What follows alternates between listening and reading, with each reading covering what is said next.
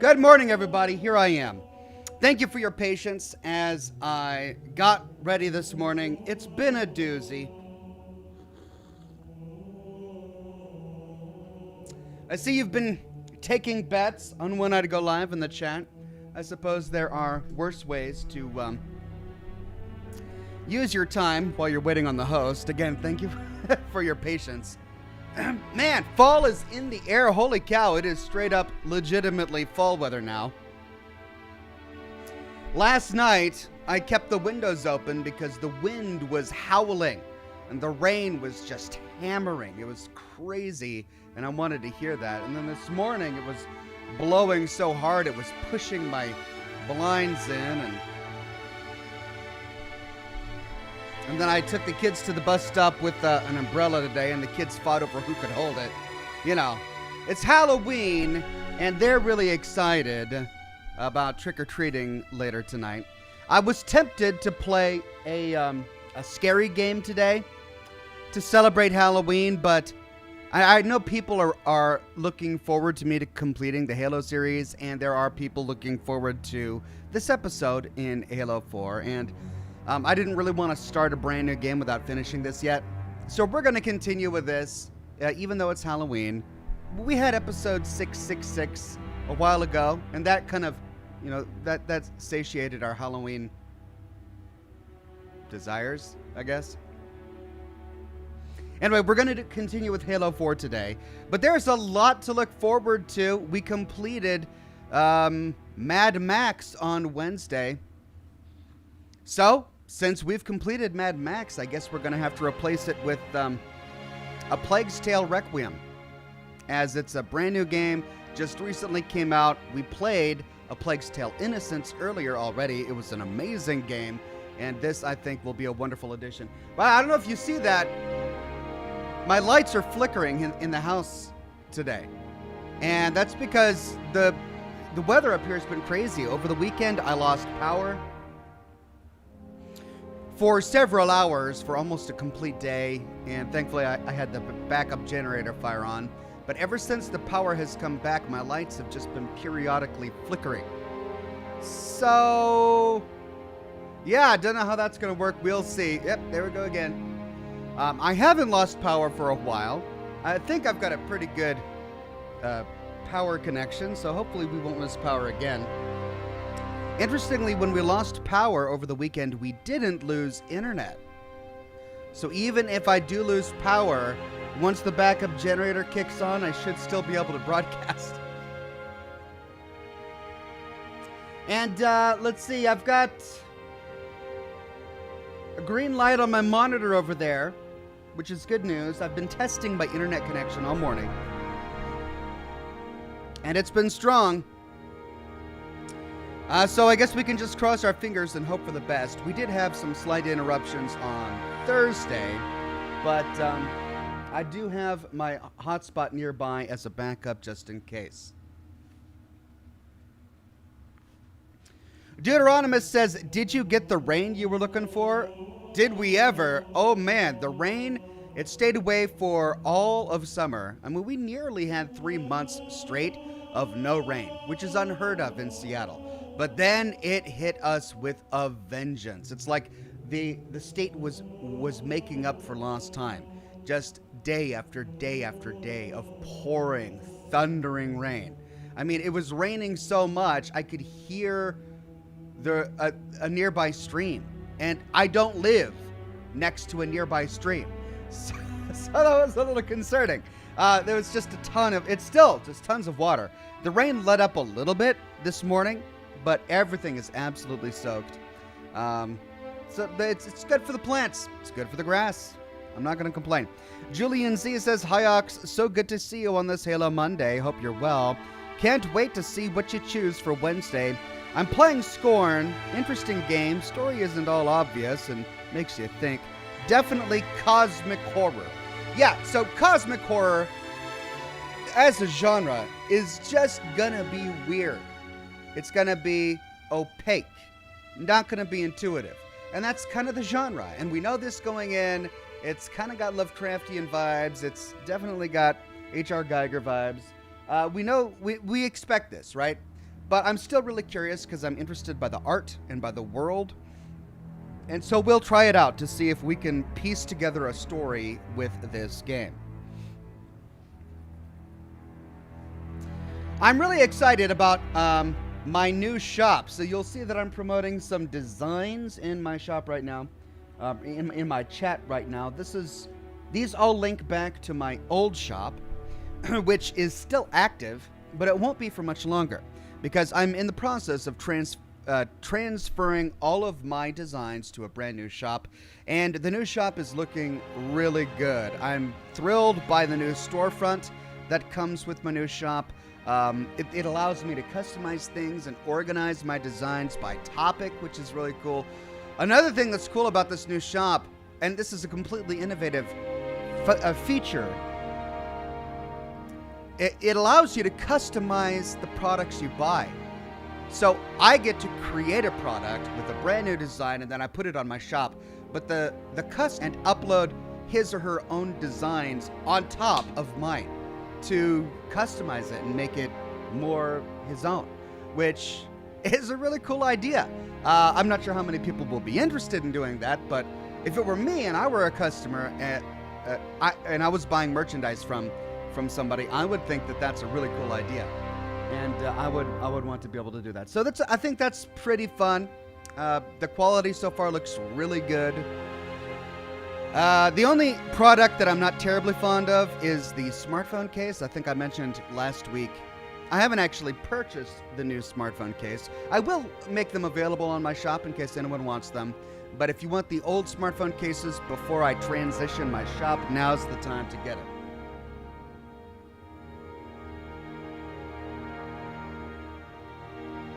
But we're going to be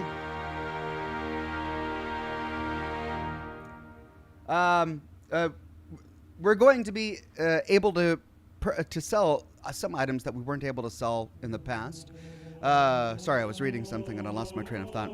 Including stuffed animals. I know many people have been asking about stuffies, and I've got a couple of stuffies that are in the works right now. Nothing elaborate, not quite as elaborate as what I originally intended. I'm still working on that, but having the ability to have stuffed animals that have designs on them, that's going to function. I will have pillows. No, I won't have body pillows. They're not body pillows, they're throw pillows. That's all. But I will have those, and a huge variety of drinkware. My drinkware is going to expand enormously. Right now I only have white mugs available. But I'm going to, well, actually, currently you can change the color. So it's any color mug you want with a white handle, which is weird. But I'm going to have mugs, camping mugs, colored mugs, water bottles, thermoses, coffee cups. I'm going to have a lot of different stuff. So it's going to be fun. Whatever Tube says, I know I should save this for Thursday. But did you see that little interview on set with Jonathan Nolan? Kind of lighthearted and joking a little bit. I didn't. I'm not familiar with that at all. So I guess I'll have to look that up later. But no, I completely missed that. Dong Ho Choi says, oh boy, I can think of so many ways that feature can be abused. I hope they have some kind of rules for custom designs, lol. Yeah, I suppose so, but I mean, it's not like, I mean, you're purchasing it for yourself, right? So if you want to customize a design for yourself, I suppose you can just do whatever you want. Like, I don't have a problem with that. I think it would be fun. Like, what if somebody wants to put their own name on it, right? Or their own signature on something, or maybe they're really fond of an in-game faction and they want to upload that faction logo to every single gaming-related design that they buy. I think it sounds like a fun idea. So it'll be cool to see what creativity people do with that. Dragon Fan says, did you know that you can customize your own Spartan? I didn't know that. I'm sure that's a multiplayer feature, right?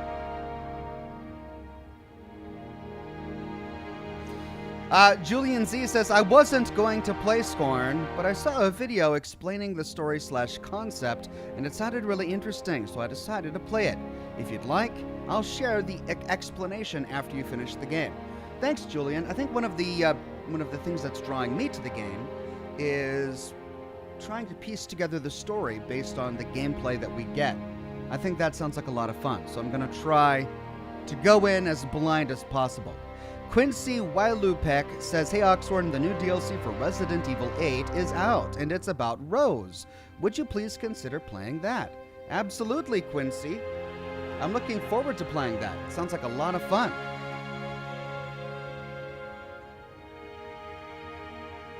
Looking forward to playing that.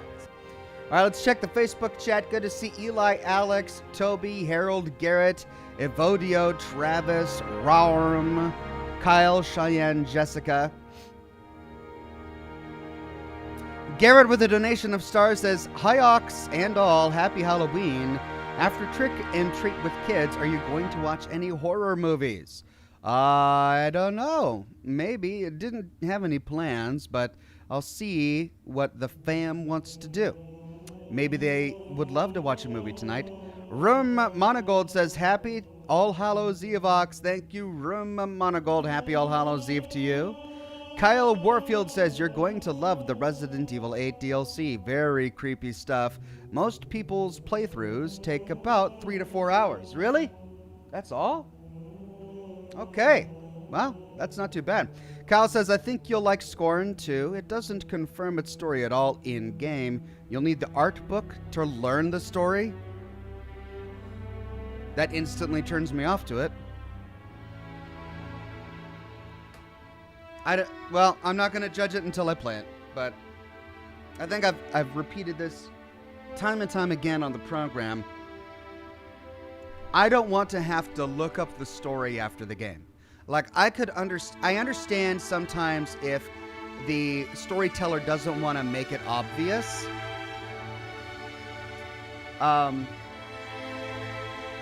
But what I have seen too often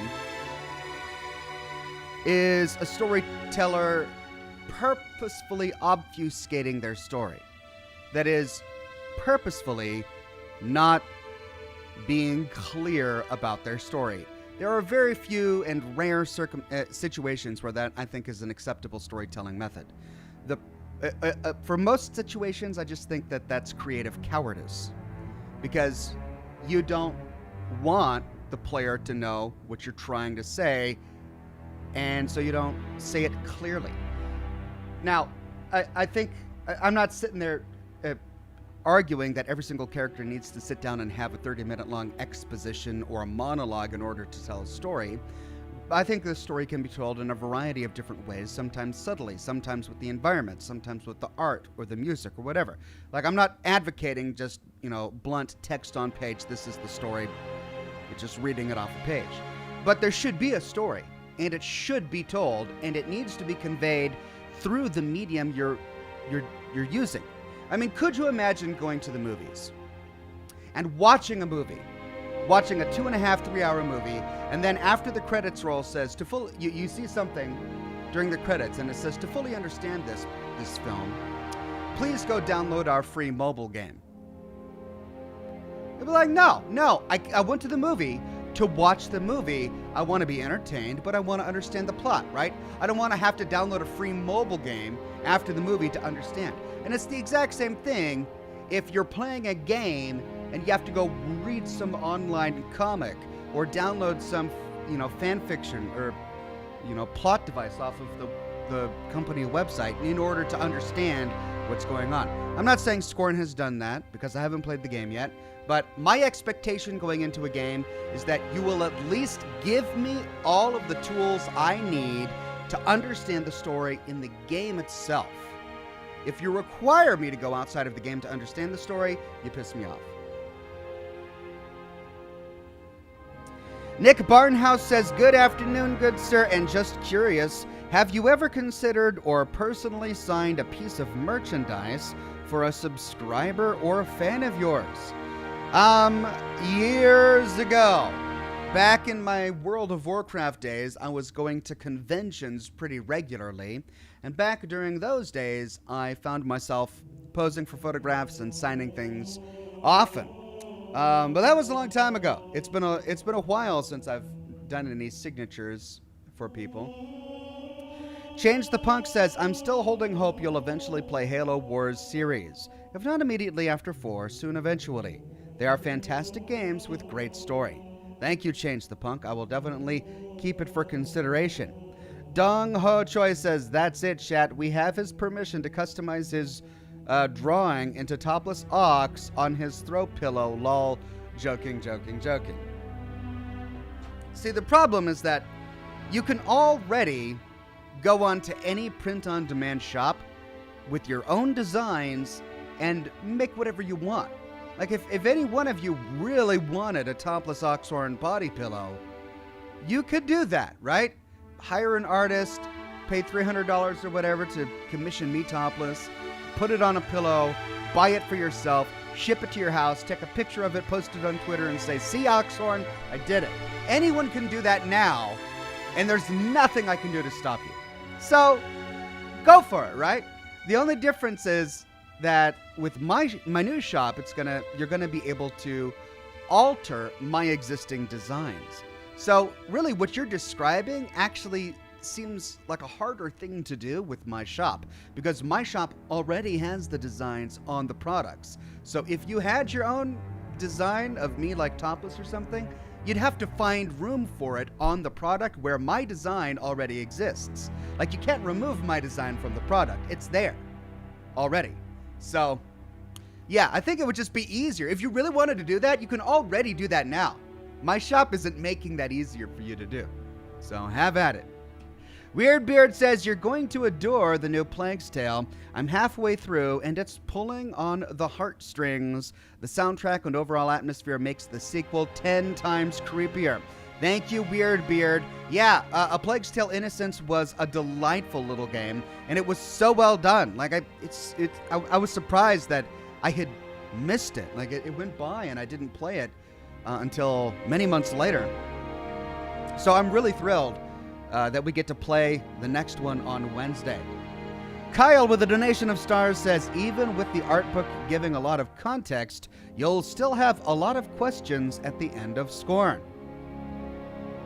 Well, some questions are good in a story. Like, who dropped the bombs? That's a question, and we don't really know. And I don't want to know. That's one of those questions I don't think should ever be answered. Some questions are good. But other questions need to have a resolution. What happened to Sean? If we played through all of Fallout 4 and we never found out what happened to Sean, or it was ambiguous, would that not piss everybody off? Would that not be awful storytelling? There are some questions that we have to get answers to.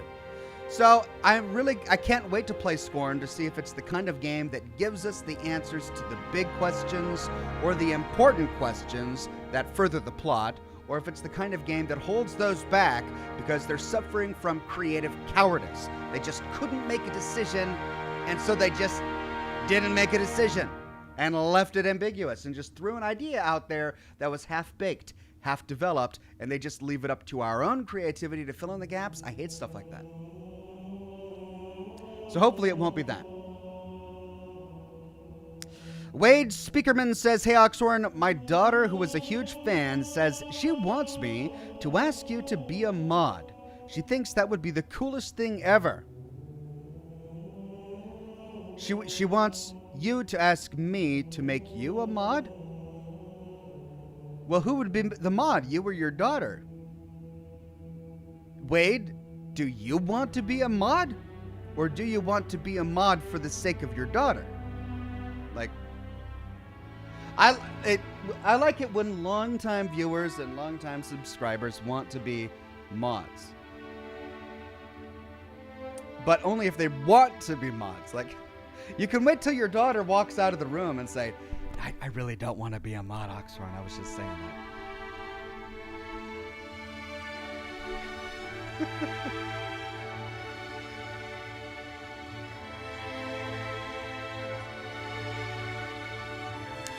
Garrett on Facebook with a donation of stars says, love the edit t-shirt feature idea. I am going to make a do it for the lore and who needs assistant mode. I mean, those are great ideas. I may do those designs eventually myself. We'll see.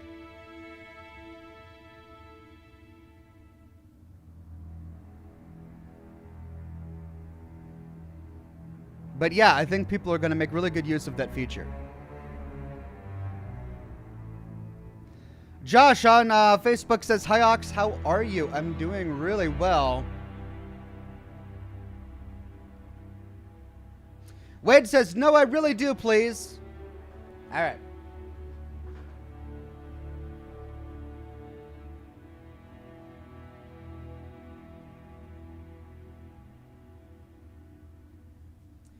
Congratulations to Wade, a Gold Derby, a longtime viewer, a longtime member, for becoming a mod.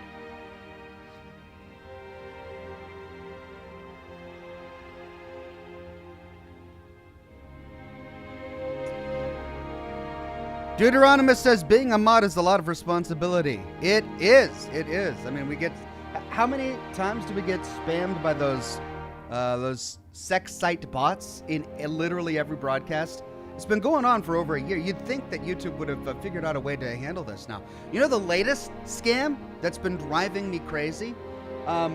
Every time I publish a new video, about 16 to 17 hours after I publish it, some bot will steal my avatar from my YouTube channel, make a new YouTube channel with my name on it, and then pretend to be me in the comments, giving people messages saying, "Congratulations, you're like the 100th commenter on this video. Send me a private message, and then I'll give you a prize on my Telegram channel," or something like that. And I didn't know this was going on until my Discord mods actually contacted me and let me know that there was a bot on YouTube that was trying to do this. And so I went through all my comments. It took me a long time, and I deleted anything that I saw. But I just don't understand how YouTube isn't sophisticated enough to weed this sort of thing out. For the record, I'm not on Telegram. I don't know what it is. The last time I heard the word Telegram, I was told that it was some sort of newspaper in the UK, but apparently there's an app out there now called Telegram where a bunch of people go to like the dark corners of the web to share things and do scams. And so I don't have a presence on Telegram.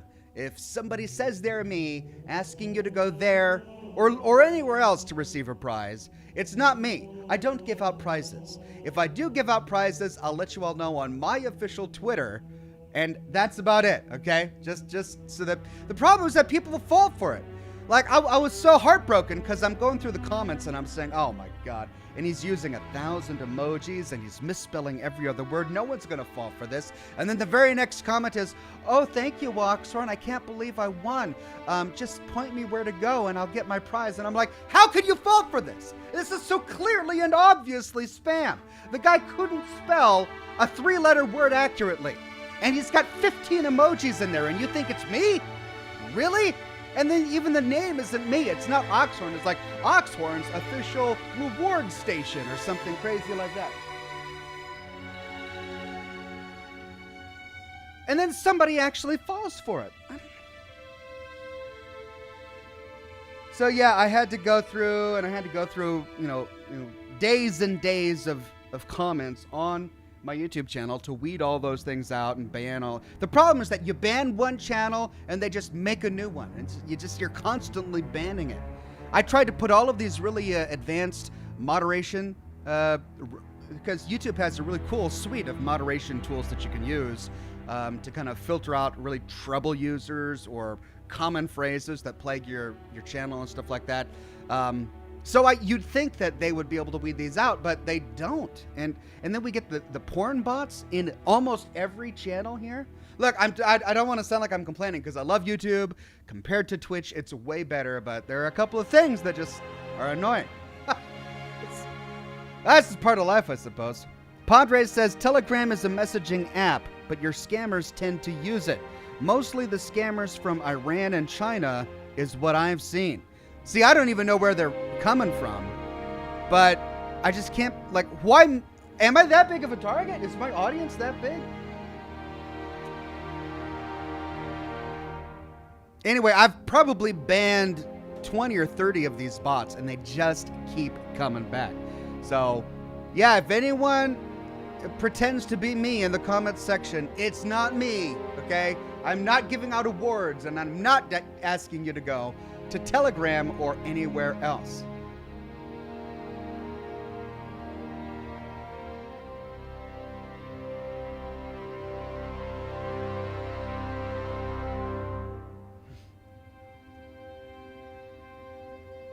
All right, anyway, how did I get on that?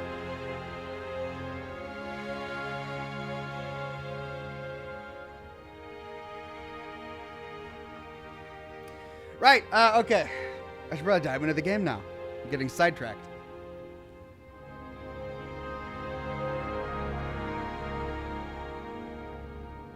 Weirdbeard says you've been getting a ton of adult site comments on your older Days Gone vids. Knocked them out a while rewatching, but they're hitting even the older vids.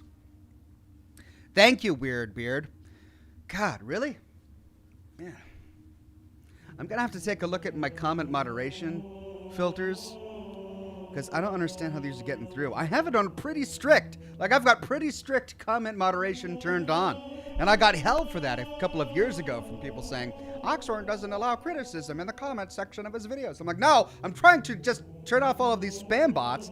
It's not that.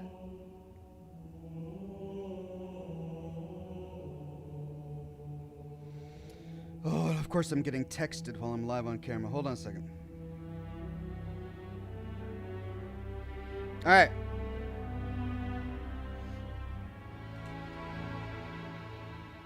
Brett Bus says it's happening to every YouTuber. It's really annoying. Okay, well then it's not just me. If it's not just me, then YouTube is aware of it. And they're probably trying to figure it out. I don't understand how they haven't figured it out yet, but...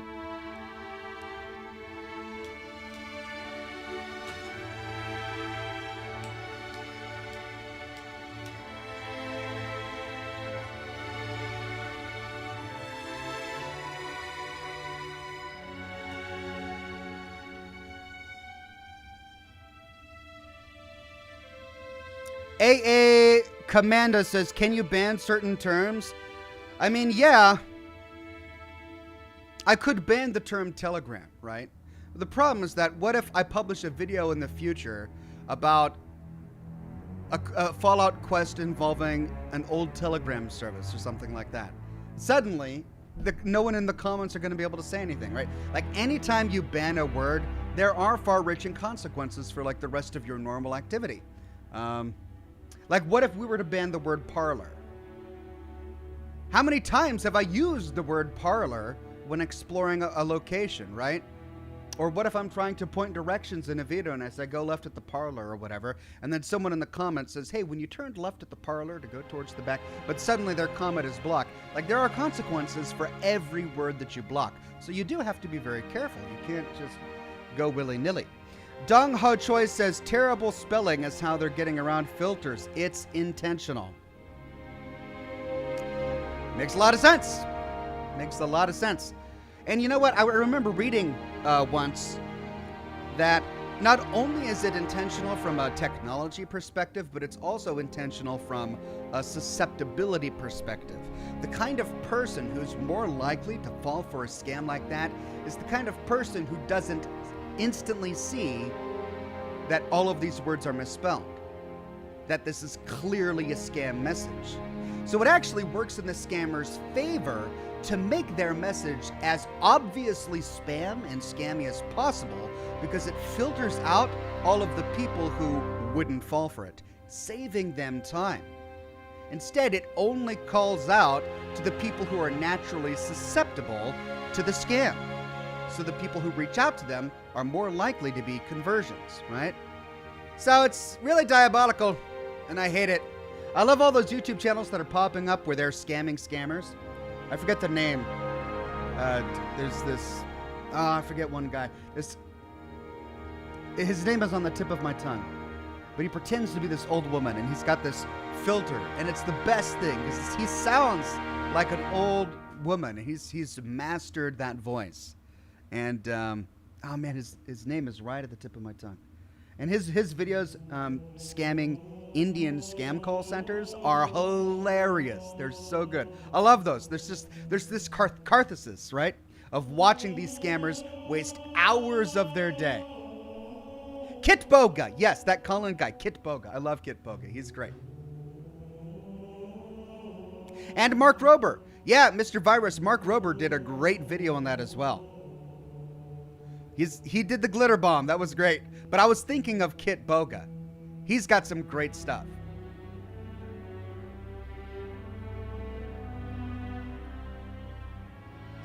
Okay.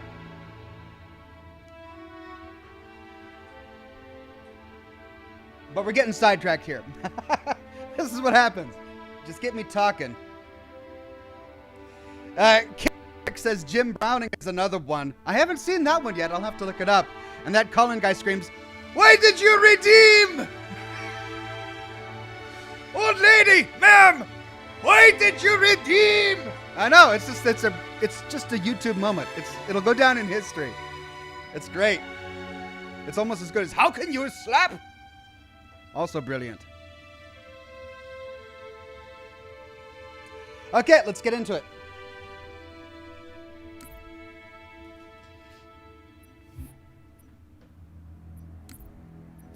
All right, campaigns, Halo 4. We shall resume.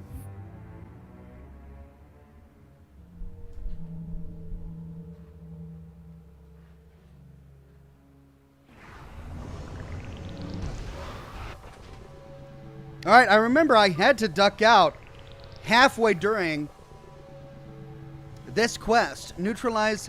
Oh, I remember what we were doing. Yeah, okay.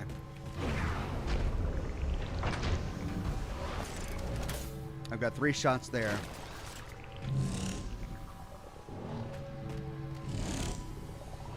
It looks like the carrier wave generator is located at the far end of this chamber. Find us a way across. Okay, Cortana. That's the carrier wave generator. We got to get a way across. Sounds good.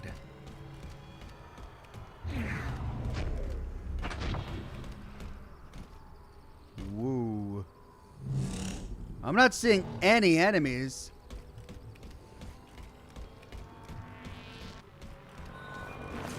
Famous last words, right? Trick. Look for its activation switch. Let's get these thrown explosives here.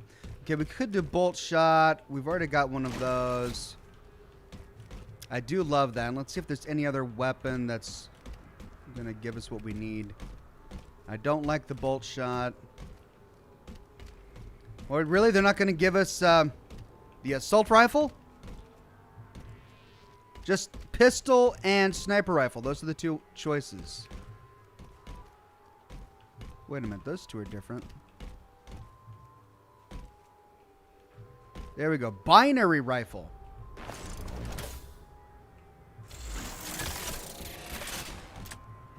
Now that's a sniper rifle.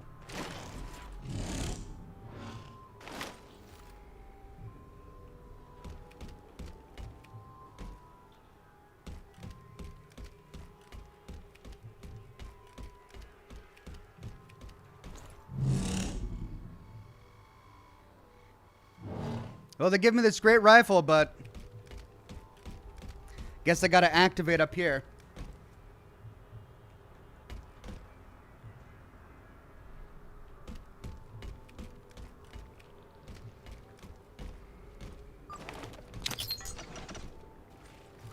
To take a page out of our old playbook, I'm going to tune your shields to emit an EMP at the same frequency as the communication network.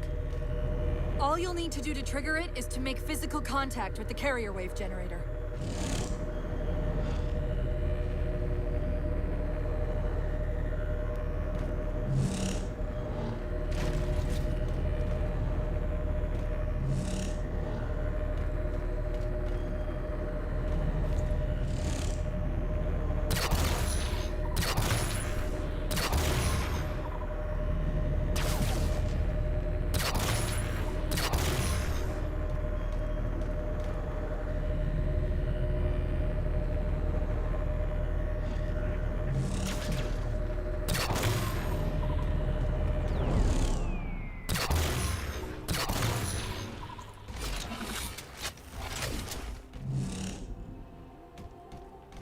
Come on.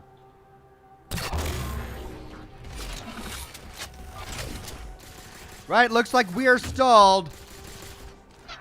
Covenant! The Didact's given them control of the system overrides. You're going to have to wrestle for it. The controls are up there. Where? Right, sorry. Waypoint!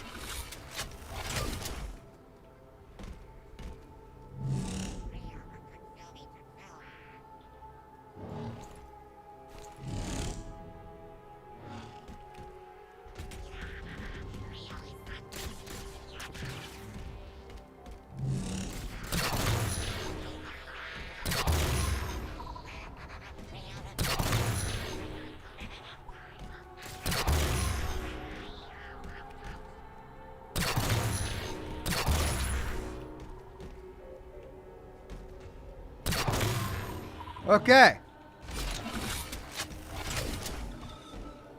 Oh, there's the suppressor. Okay. So we've got a couple of different shotguns. I mean, this only has 4 shots.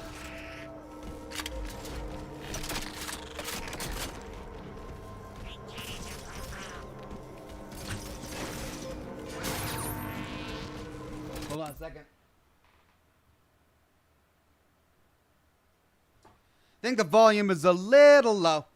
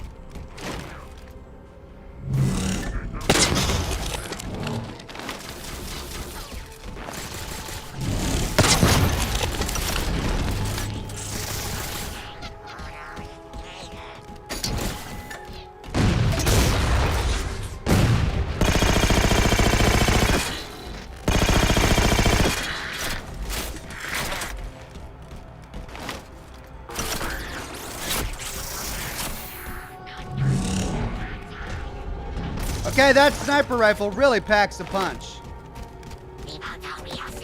I mean, it straight up shoots slugs.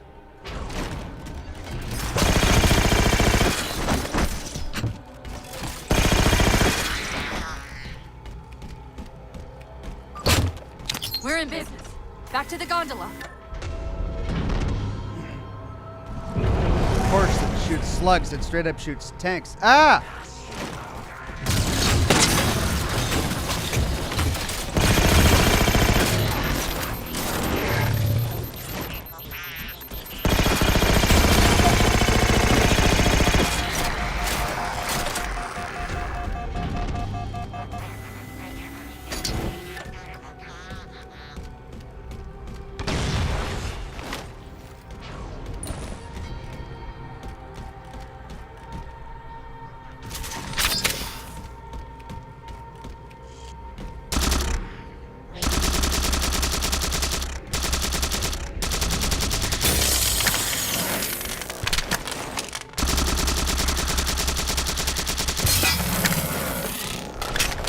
Might as well waste the ammo, though it's not what I thought it would be. It's the bolt shot, it's the light rifle.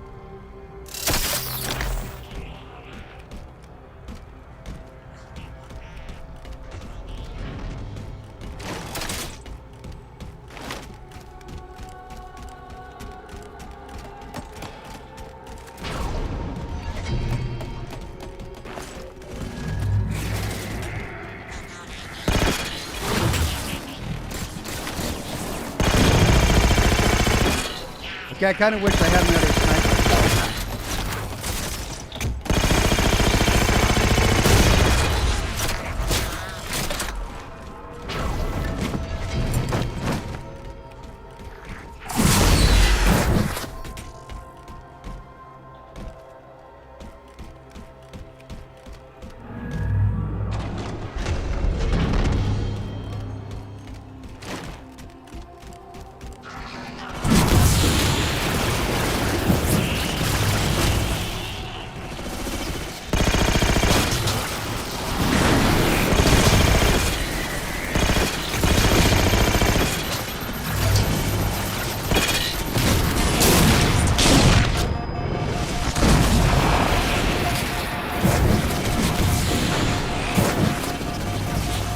Yikes! It's a lot of guys.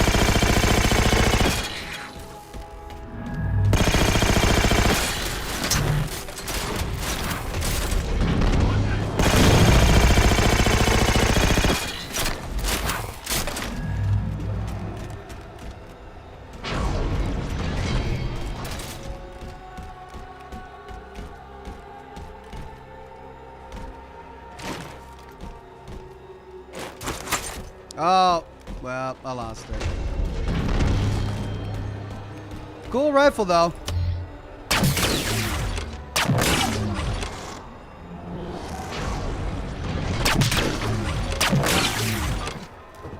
Okay, start us back up.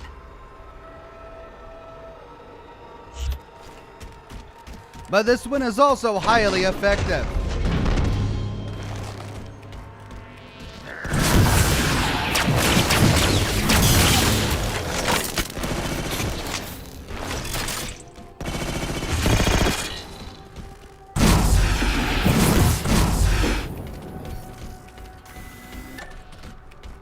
Where'd you go?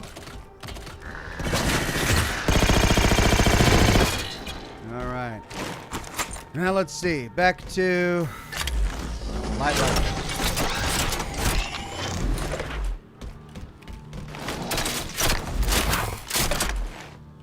See if we can get more ammo for this one. And we're fully stocked. Nice. Okay. Bright Burns says, my brother told me about you. Are you a PC Master Race person, or do you prefer consoles, even though consoles are becoming more like PCs every day? I'm a PC-only player. I don't play consoles. And the reason for that is primarily because I don't like using controllers. But in addition, console makers are going to maximize their profits by buying the cheapest hardware possible to get the desired result. If they want to be able to market a 4K gaming system, then they're going to buy the cheapest hardware possible to give them a 4K gaming system. When you build a PC, you can choose every component that you put in. And so you can spring for a really good graphics card, or get a good deal on a solid state hard drive or something like that. So you will inevitably get a better machine if you build it yourself. Now that said, there are some reasons, plenty of reasons to get a console, and one of the major ones is that game developers will QA test their games over and over and over again to make sure they work on a console. One nice thing about a console is where you have a piece of hardware that's identical, and you've got millions of identical pieces of hardware. Game developers can just get one of those devices and make sure their game works well on that device, and it's going to work well for millions of players around the world. With a really unique PC, it's hard to QA test your game to make sure that it works on every PC out there, and so PC players can sometimes run into unexpected glitches. But glitches aside, a custom-built PC is inevitably going to be more powerful and play games better than any console.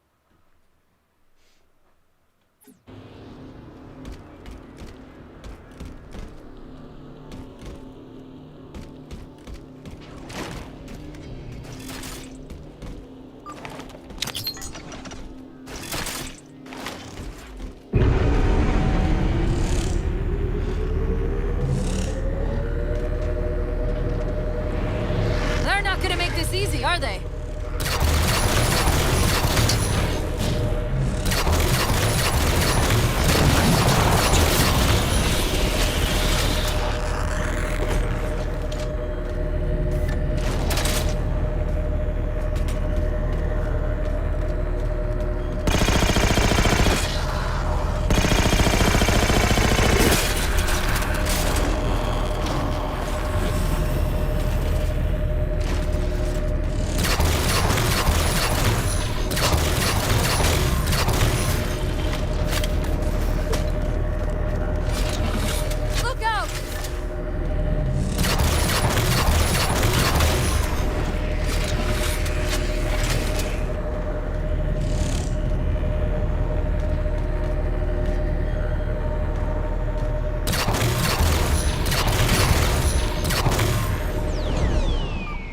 trying to lock out the gondola controls again. Your actions tread between honor and foolishness. Cortana, are you hearing him? No! Didact?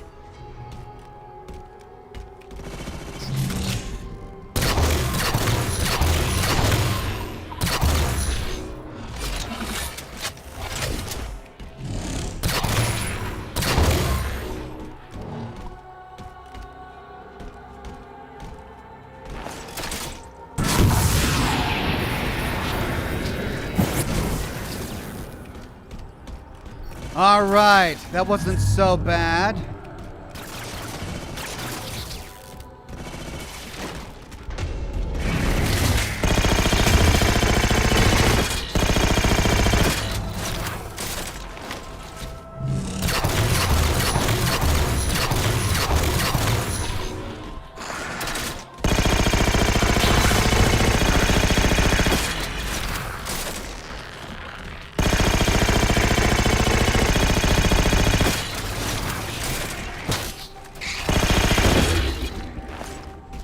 Need more ammo!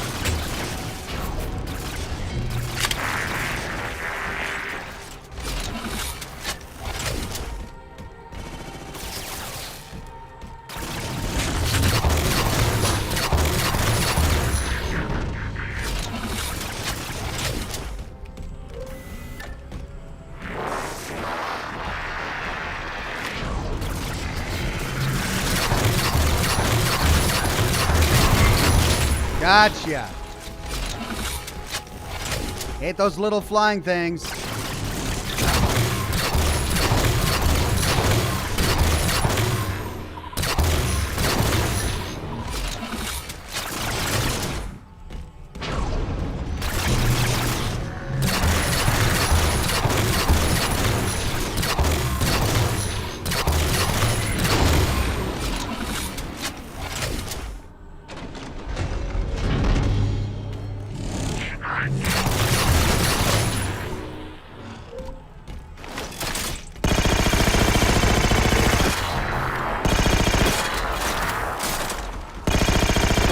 Yeah, run!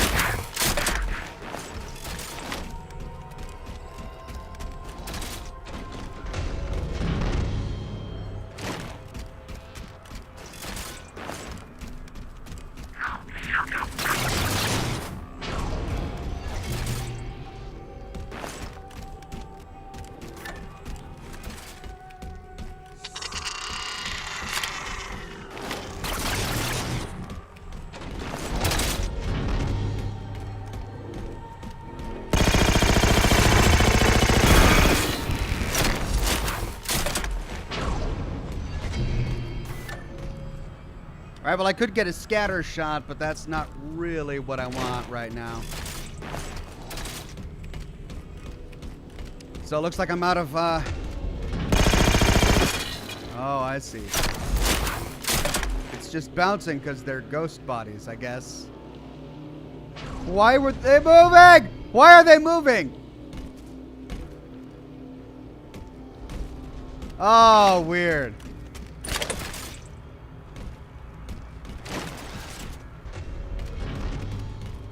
Come on.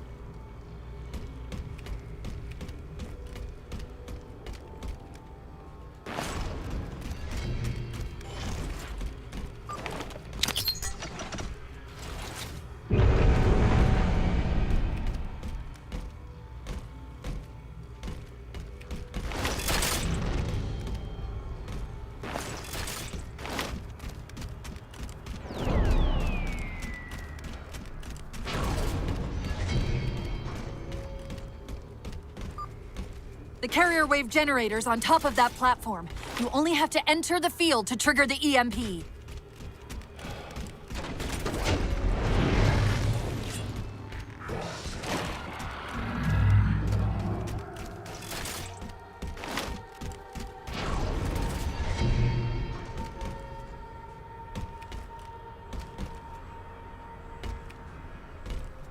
Why are the bodies bouncing like that? They just spawn in and then bounce. There we go.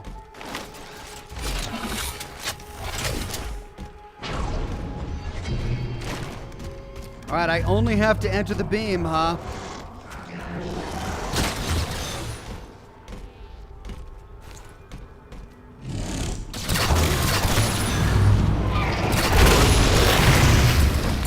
Oh, what?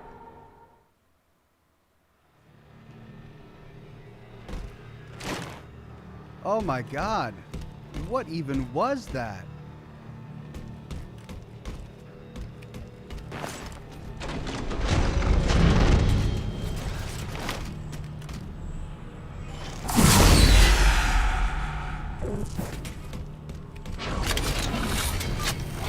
The carrier wave generator's on top of that platform. You only have to enter the field to trigger the EMP.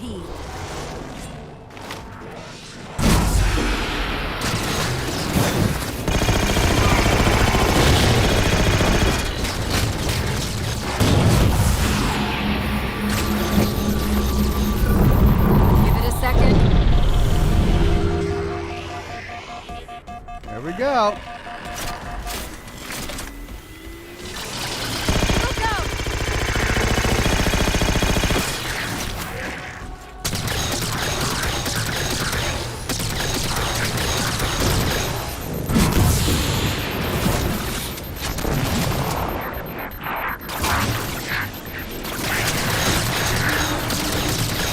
God.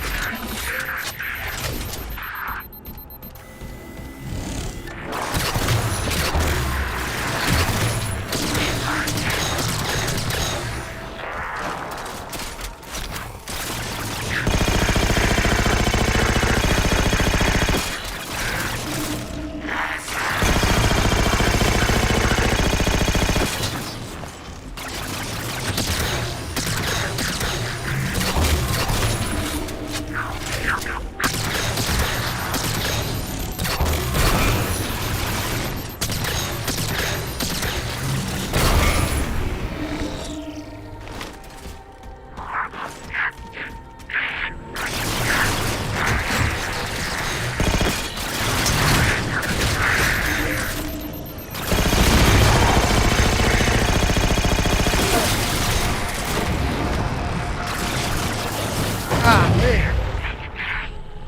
Oh, those flying little buggers are hard.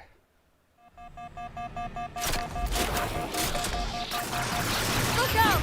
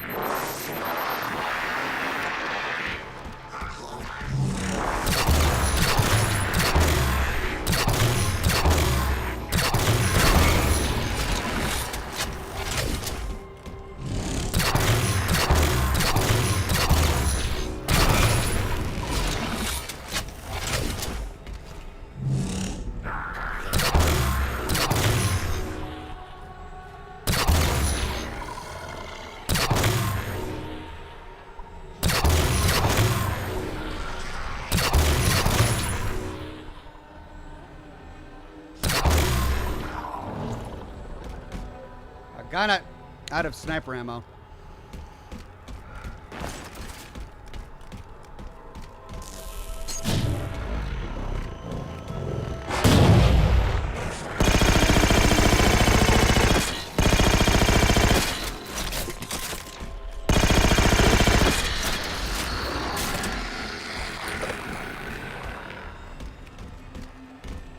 Oh yeah.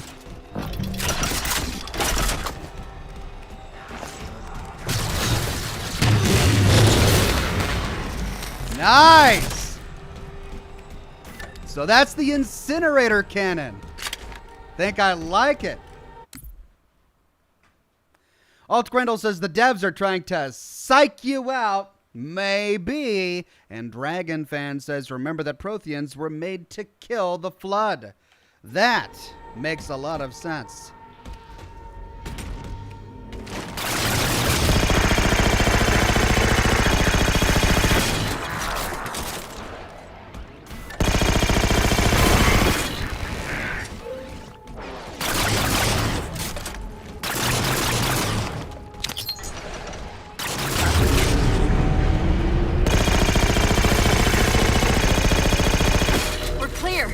transmissions between the towers and satellite have ceased. You are a fool. Even now, your kind tinkers with the composer in the shadow of the third ring. Children in fire who disregard the welfare of the galaxy.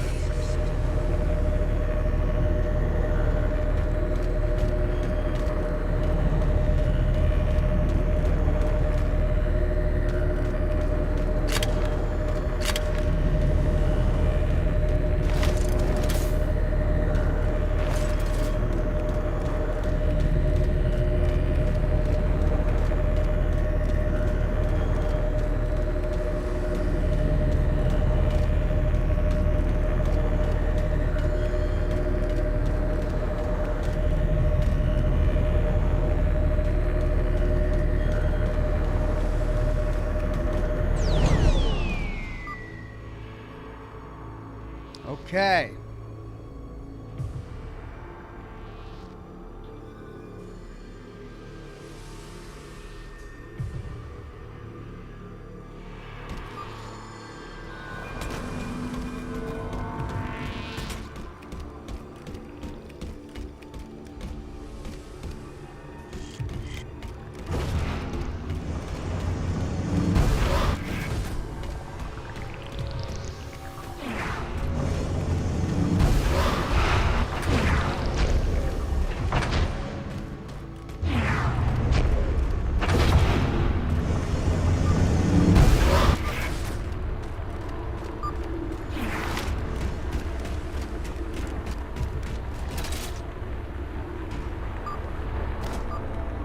Do you truly believe these theatrics can prevent my departure?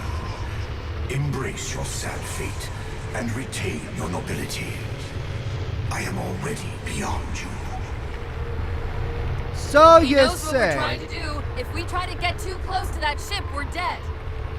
I have an idea. Head for that waypoint.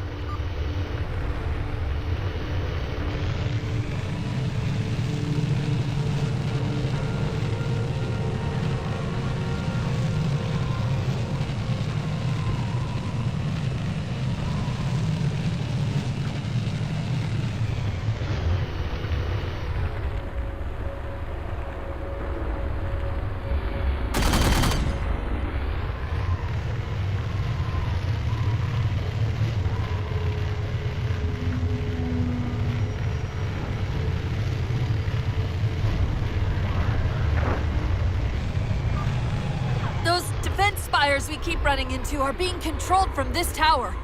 Get me to the control room, and we might be able to reposition them to block the Didact ship from leaving.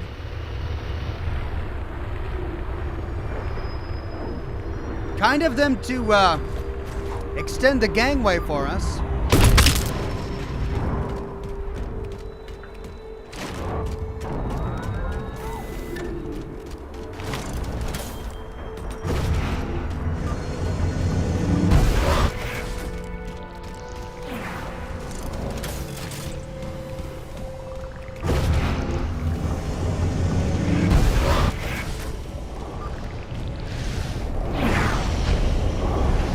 You will relent, human, or you will perish.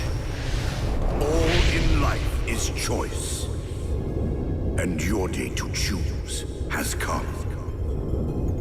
Okay, Joshua Graham. He's altering the tower! What?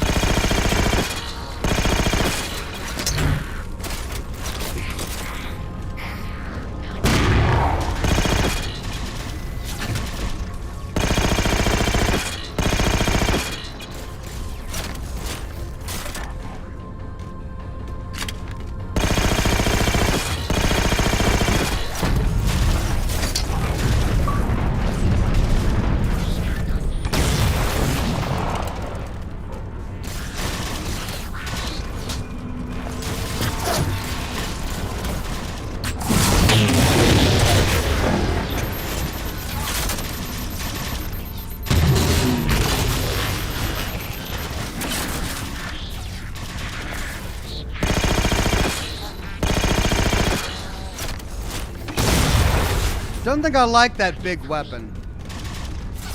It's okay.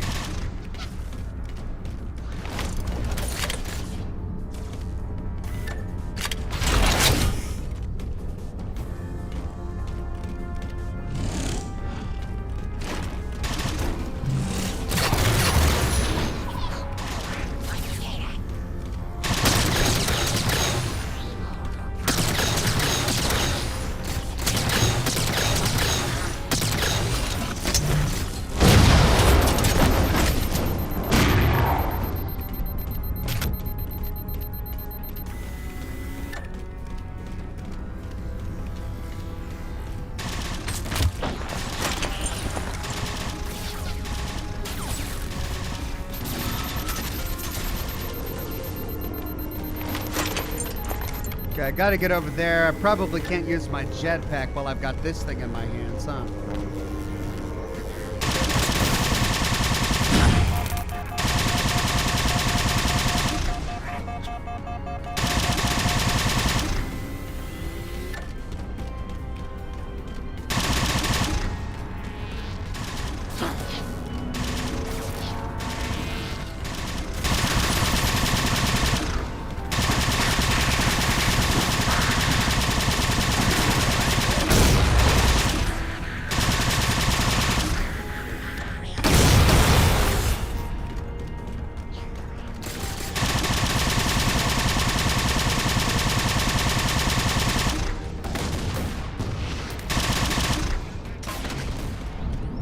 Ah!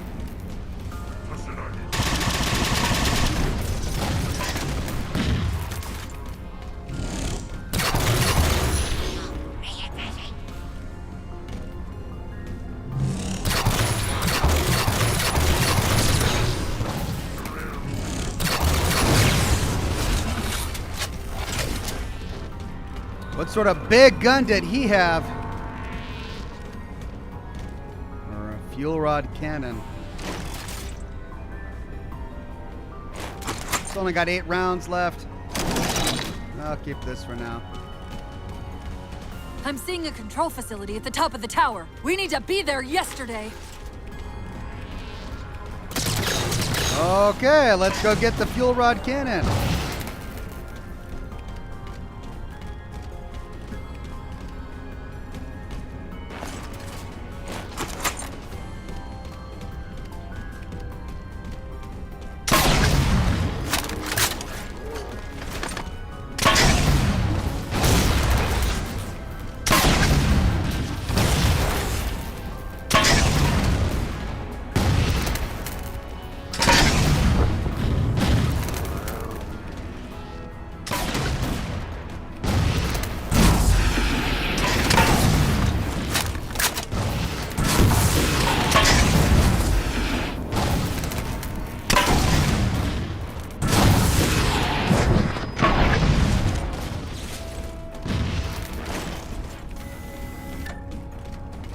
Well, there goes the fuel rod cannon. Whoops.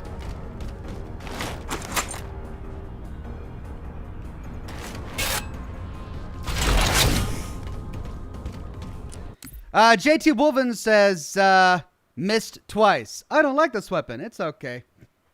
It wasn't a miss. It was like a scattershot thing. Like it shot this projectile that then exploded in random directions. So it was less precise of a weapon than I really wanted.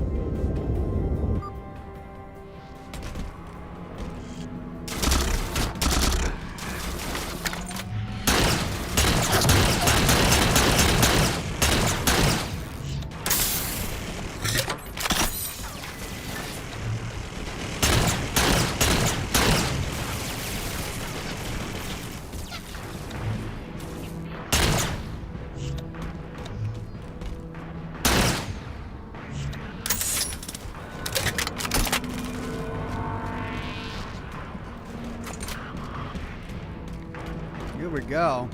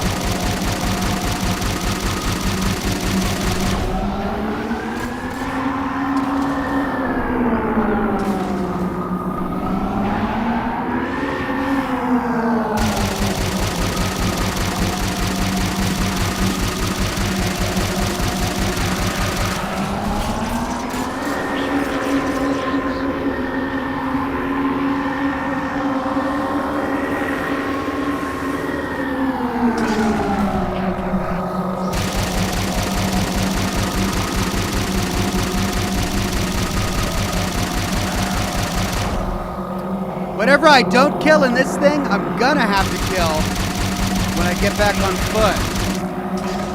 So I will kill everything I can.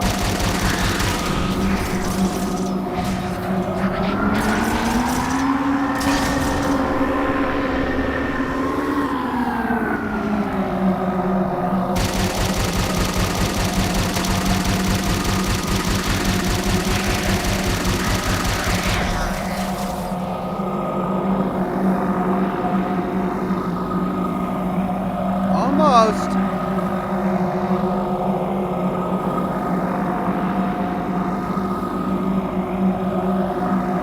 I think.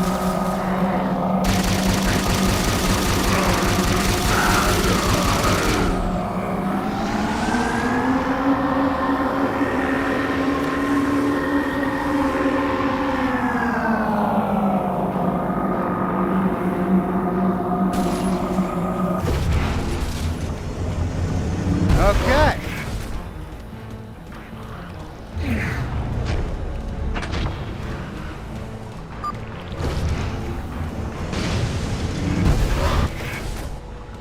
Quick, let me at the fire controls.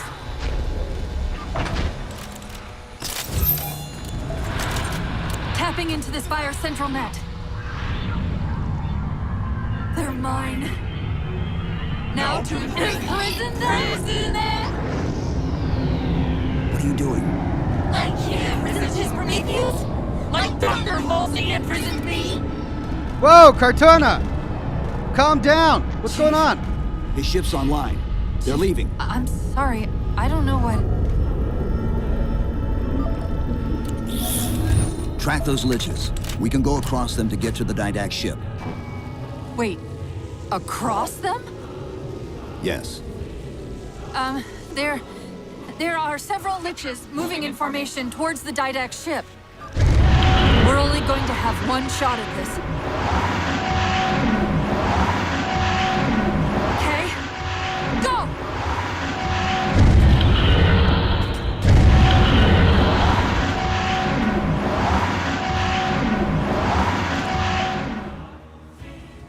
Here we go.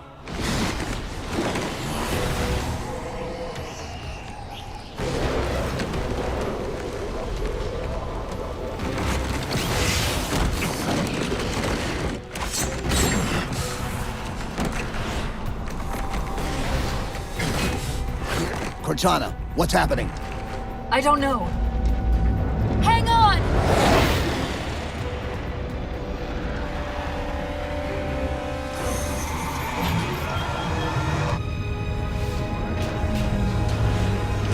Ooh, what is this?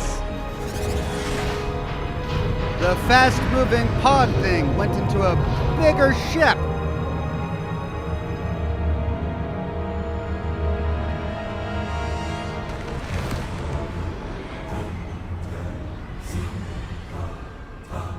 They're jumping into slipspace. Get below deck! No time. No time. Chief, are you just gonna go through slip space? Oh, God.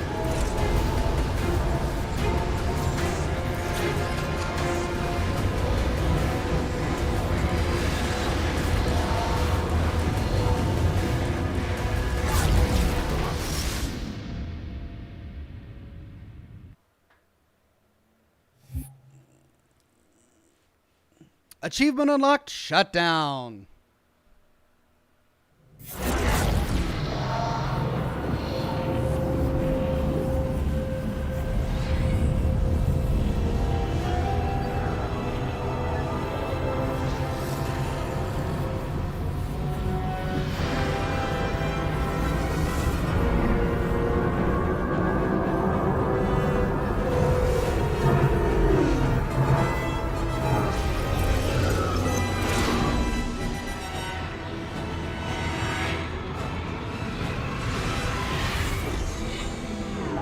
Cortana? Still here.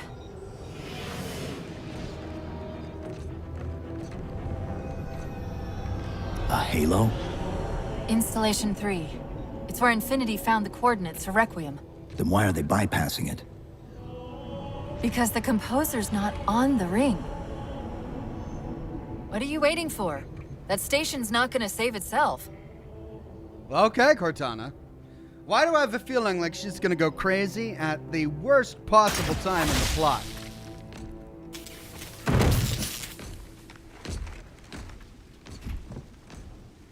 Put me into the console. This is UNSC Master Chief to base. Do you read? Yes, I read you. This is Sandy Tilson of Ivanov Station. We're under attack. They're after a Forerunner artifact you took from the Halo ring. How do you know about that? Doctor, I need you to protect that artifact until we arrive. Send whatever... Do you know what that condescending bitch said to me after our first game of chess? Cortana. Even I don't call him by name anymore. Correct your approach. Yes, well, he also said he works better alone. I can see why you chose him, Catherine. Cortana. I'm your greatest achievement and you detest- Hold up. Now! What did I just say? I think I just said she would go crazy at the worst possible time, didn't I? Didn't I just say that? That's what I just said. Oh, God. Oh, Cortana. I'm sorry, I just can't stop them. It's like 1,000 of me arguing all at once.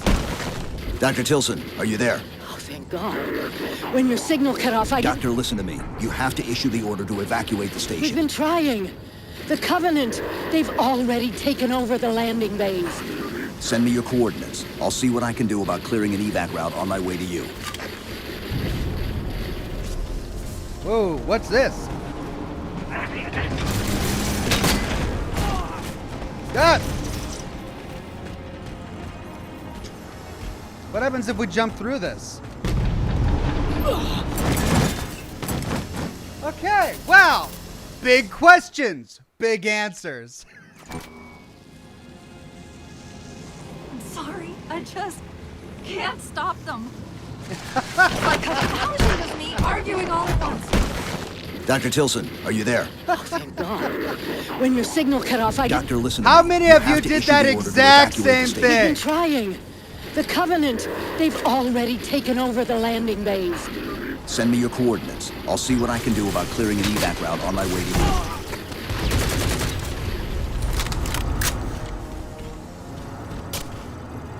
Sticky detonator? Hello. What's a sticky detonator? Daniel Martinez says, "Hey Ox, have you played Dead Space before? If not, do you think you'll try it out in the future or wait for the remake? I have not played it before, but I want to play it, and I'm going to wait for the remake."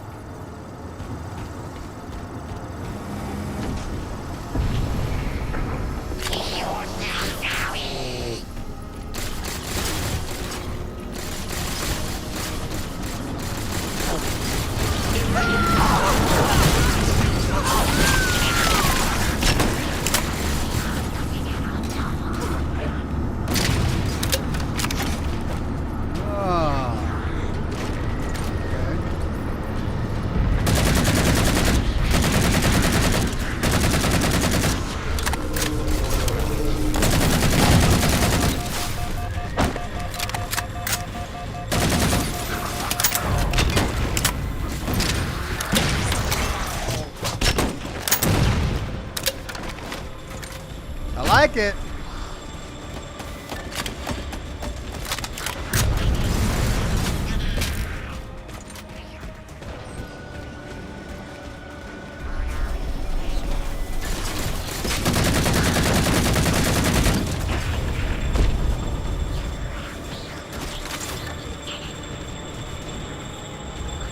Oh my God, look at all these scientists.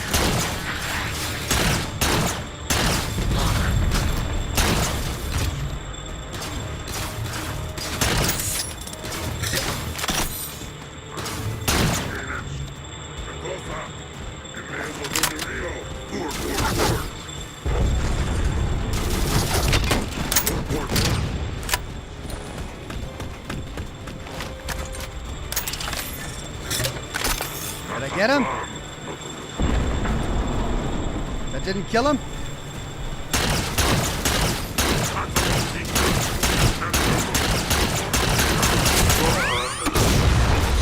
Sticky freaking grenades, man!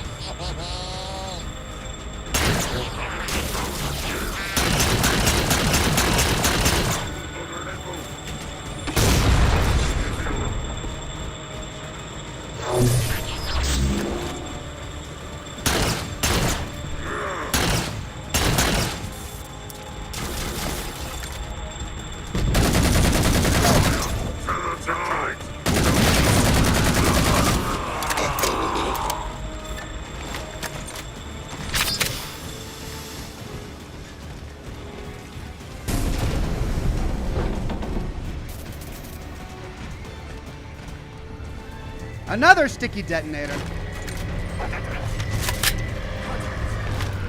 What can we do to keep the Covenant out? Harbor Master Controls can erect a barricade over the bay, but we'll have to locate them.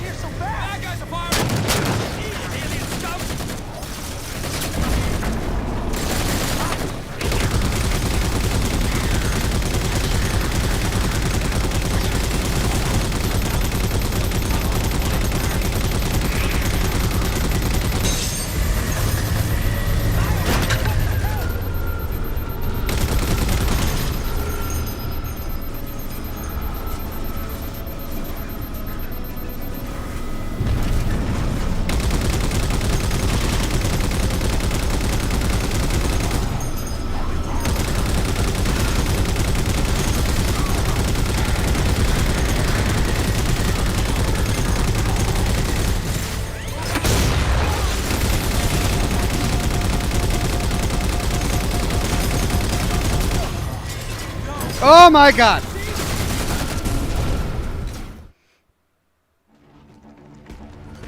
What can we do to keep the Covenant out?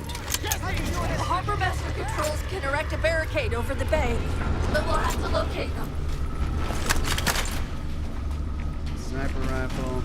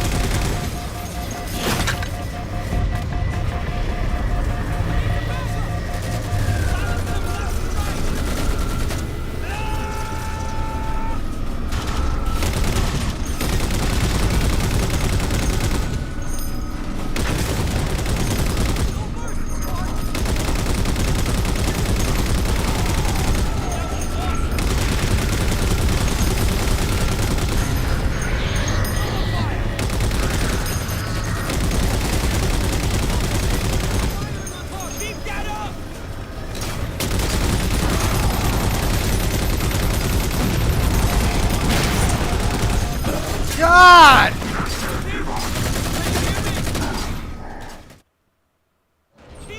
Danny Perez says enemies will continue to drop until he activates the console at the end of the walkway.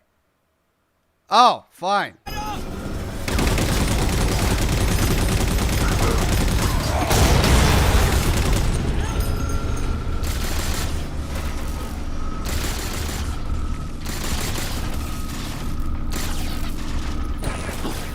Activate the console at the end of the walkway. Keep shooting at them! Now, before they collect for another assault, grease the shields. Jones, bubbles up ahead! They're engaging!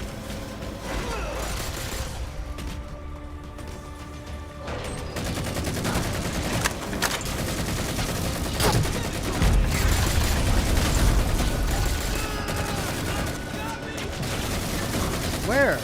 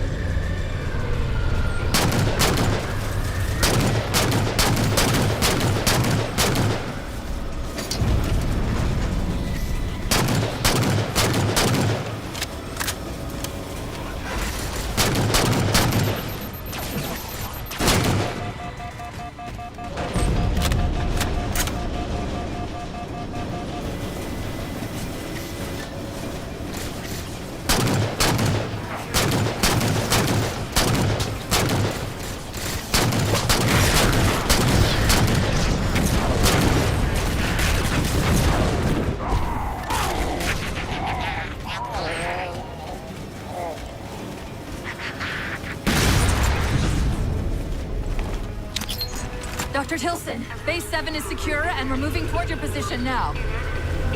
Really? That's incredible! Thank you.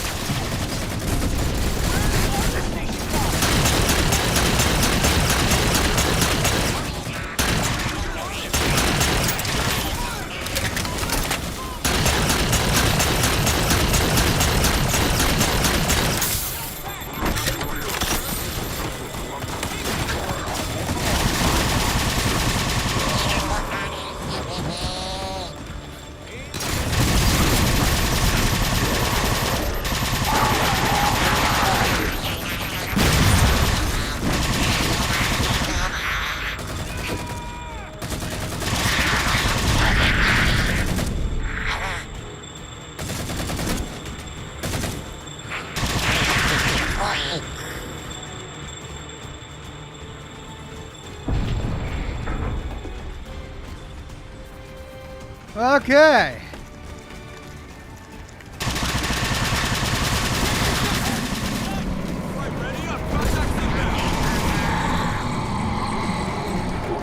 Oh, that didn't sound good.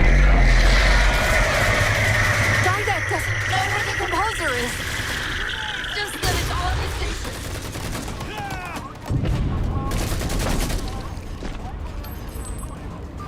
Enemy contact!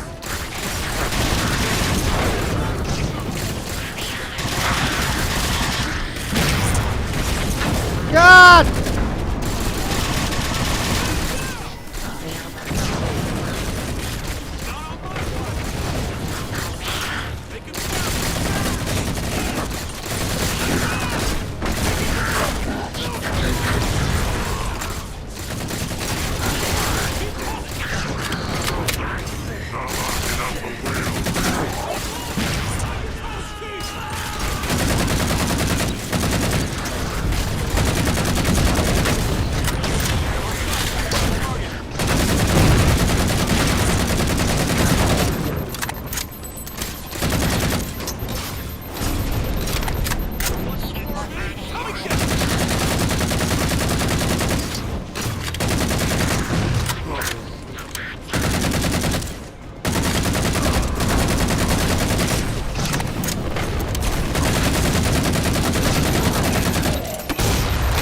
Take him out!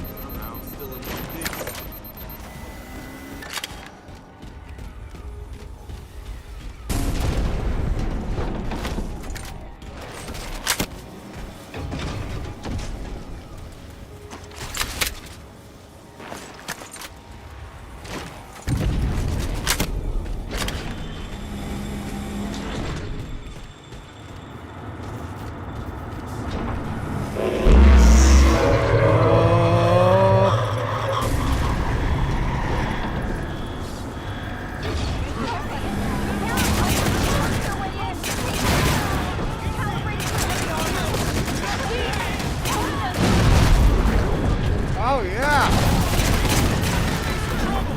Hunters!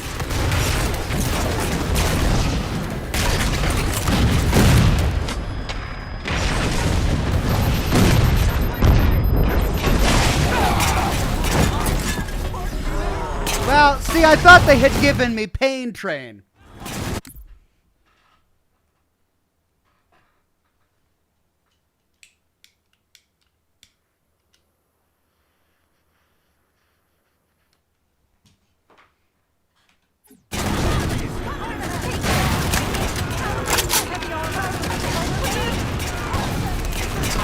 Hunters! Quit moving so I can get Investigation, folks! Pardon me. We got a big guy!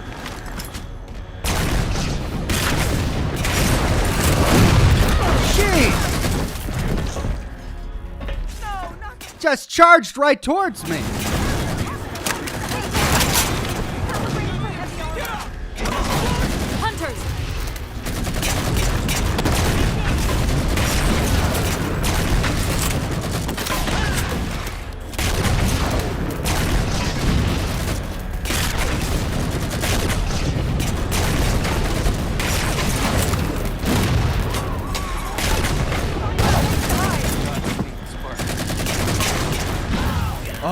my god.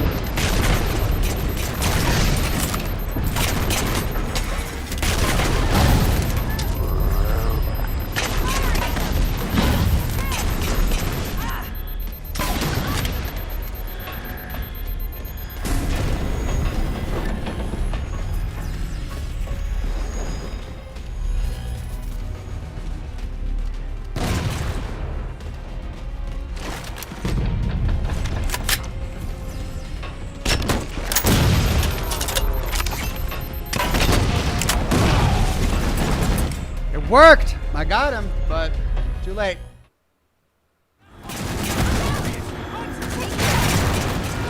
Get behind them to do more damage, says Trevor. I mean, yeah, that would be great if I could get behind them in this really enclosed space where they charge at you and kill you in one hit, but I'll try. Heavy armor.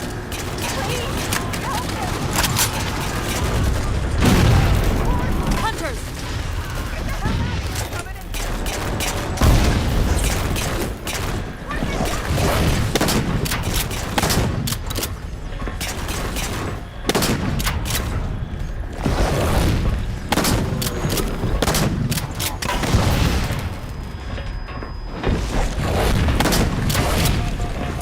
And where there are two of them!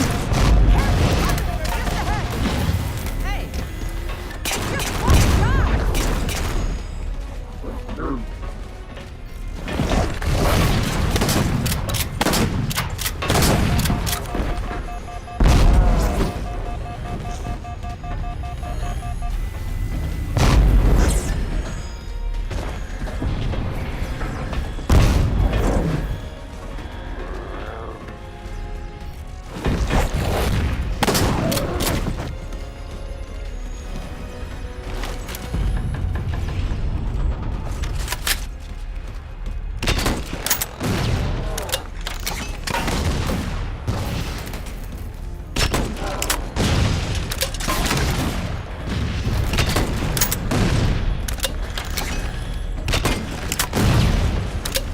I like it. This sticky thing is fun. Spartan, are you all right? It sounds like the end of the world out there. Cortana, door controls.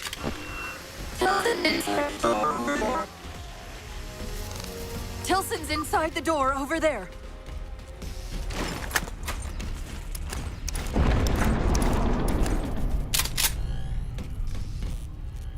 All right, Tilson's inside the door over there.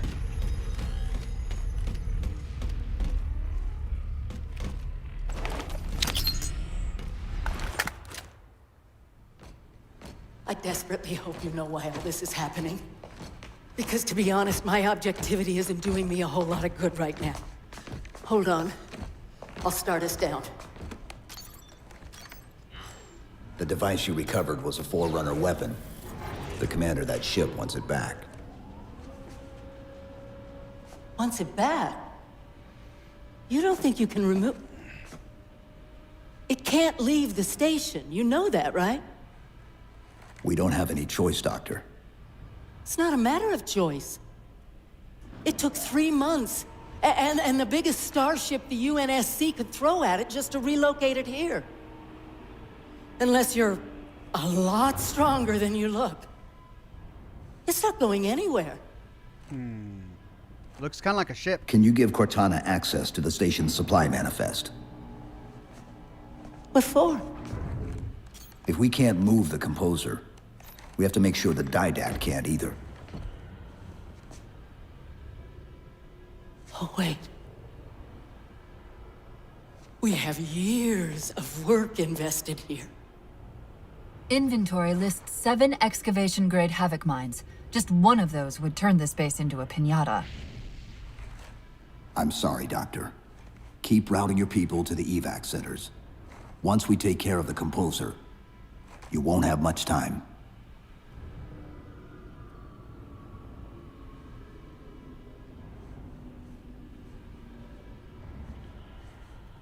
I'll make sure the nukes are primed so you can detonate them remotely. Maybe next time you rescue us, you can give us more time to pack. Yeah, Next time. next time. Why do I have a feeling that she's not really gonna make the nukes ready? She seems really tied to her work there. Great Scott Productions says, to put things into perspective, Ox, the Didax ship Mantle's approach is 371.4 kilometers tall, making it bigger than the Death Star in Star Wars. That's big. And it moves fast. Like, we saw it flying around in the atmosphere of a planet, so imagine how hot it would make the atmosphere moving that fast.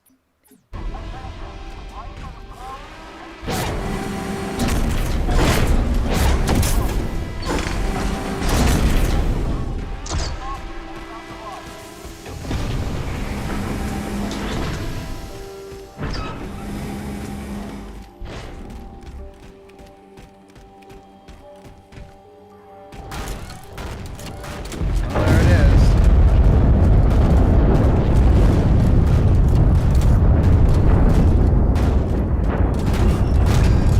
Doctor, what was that? The Covenant. The Covenant shot down the first evac shuttle.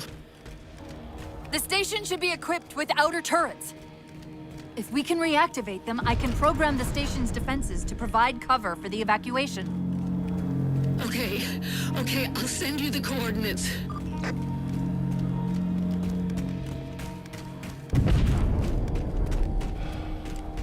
We sent out evac shuttles without station defenses? I know how to use it to haul cargo. Good to see you, Master Chief.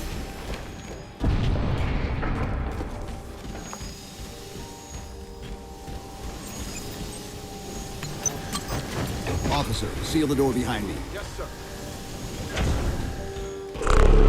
You impress me.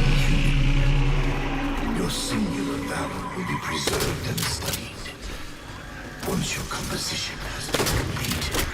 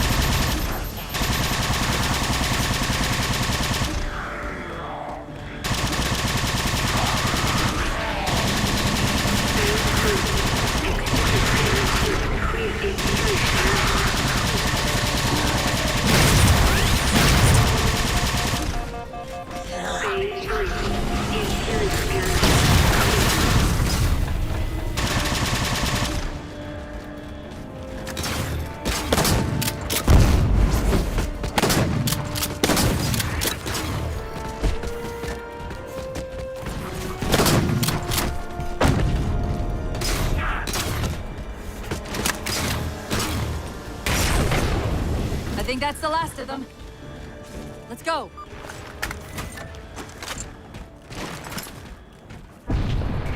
Right.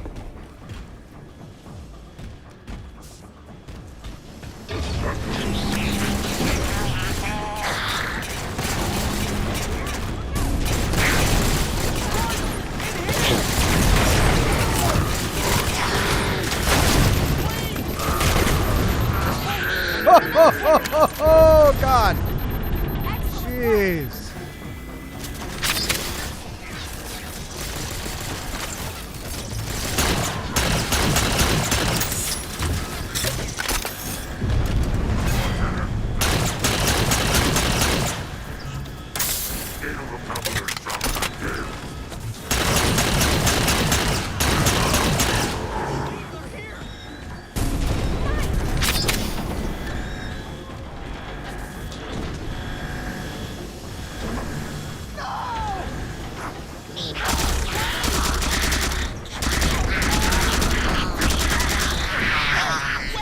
Come back!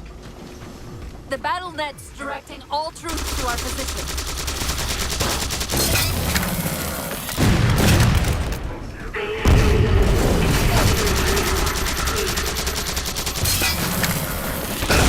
God!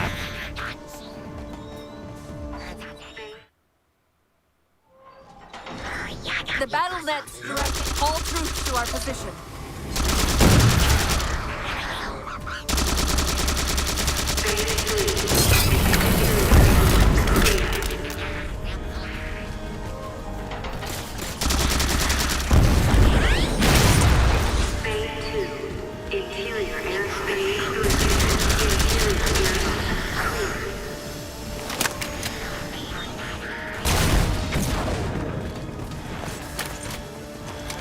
Oh, yeah. Padre says, huh. Well, Ox, I guess that means we are dating now. Just kidding, lol. Is this one of those bromances I keep hearing about?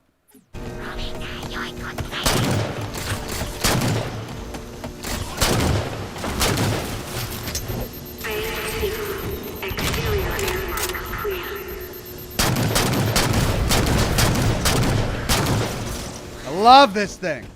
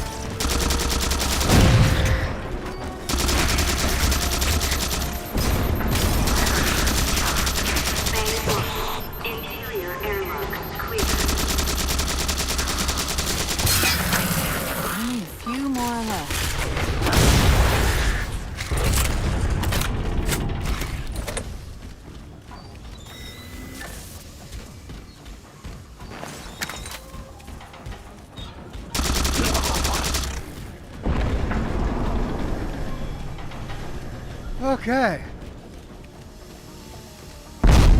I'm really enjoying this jet-powered pain train thing. It's really cool. Wish I could get another DMR or whatever it's called. Maybe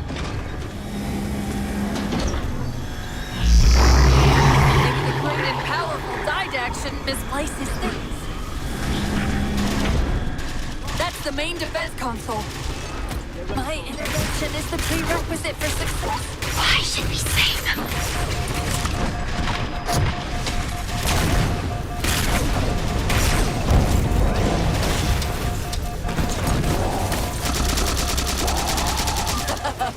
Insert me into the defense grid.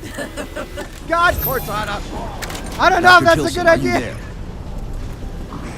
I'm here. Any luck? Cortana's bringing the defense grid online now. Okay, that's it. I hear it. We'll broadcast the final evac orders. The nuke? We're rigging it now. Pull me, Jim. Meet us back on the upper platform and we'll help you get it to the artifact. Rendezvous with Tilson. Jeez, Cortana, you're freaking me out. Chief, if we pull this off and actually get back to Halsey, don't tell her how bad I got. Please. I won't say anything. Thank you. Yes.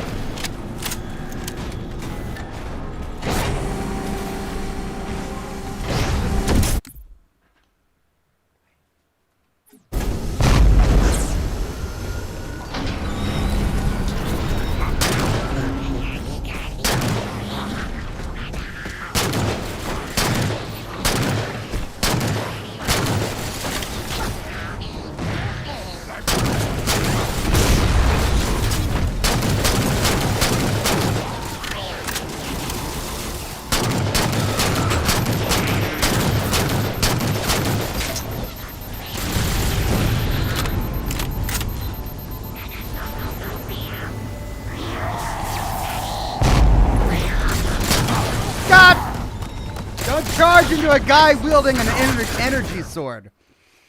Lesson learned.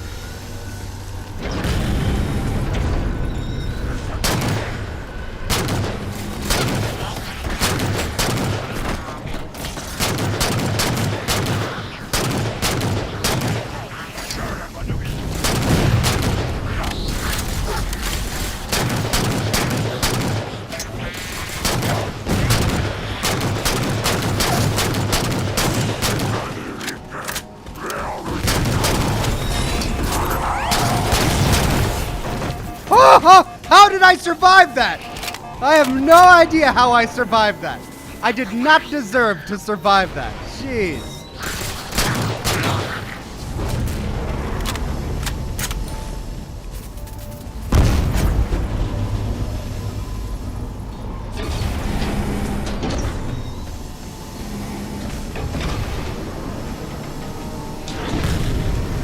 Keep them away from it!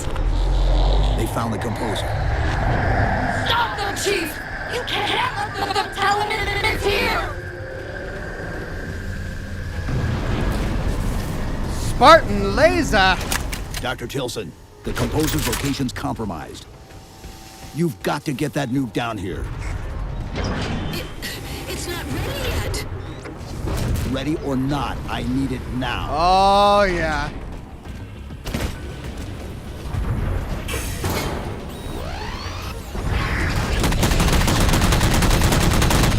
They're throwing everything they've got at us to get the composer.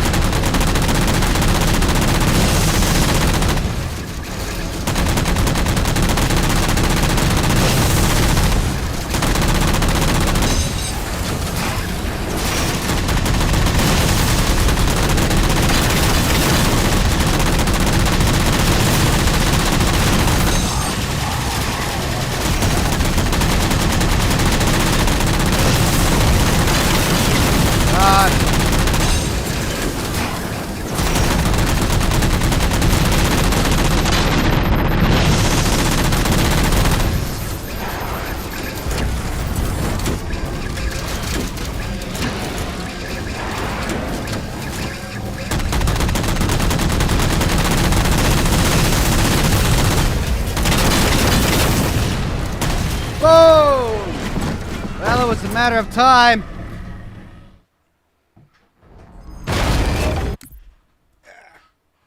Josh Bunton says, Ox, thank you for this wonderful entertainment on Halloween afternoon as I need to go get a new tire before work. All right, you're welcome, my friend. Good luck with your tire. Banshees! I mean, there is...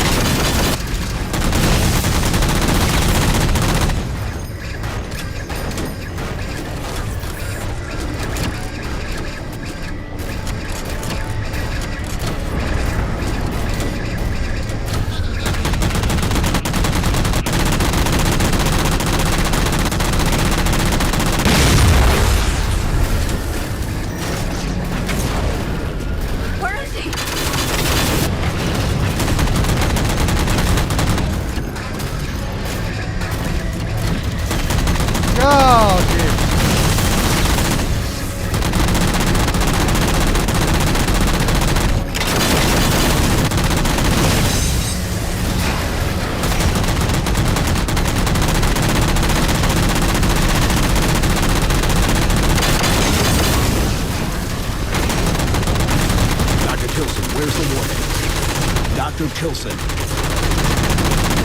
Head back to the elevator platform. I'll keep trying to raise her.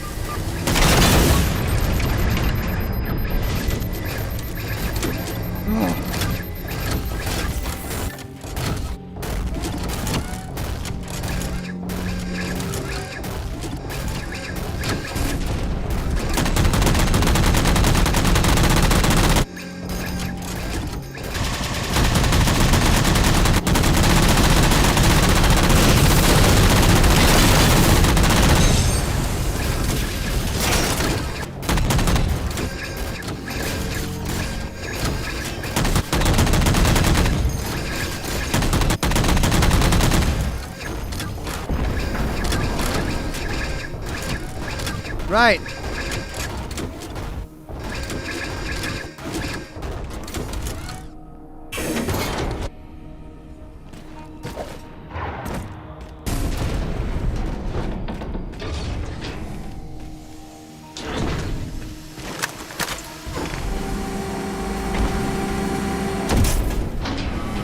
The Havoc mines will be in one of the cargo bays. Start us up.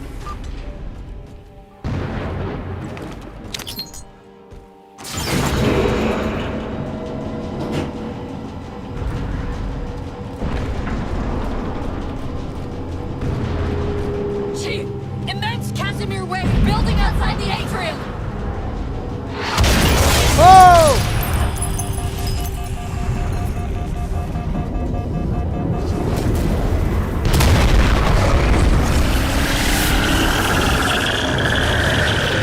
No!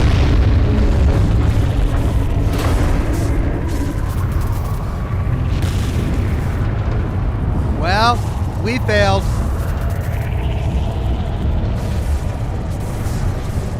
Cortana, see if you can raise Tilson. Get me a status on the rest of the station. I can't believe you did that. Cortana, I need that info.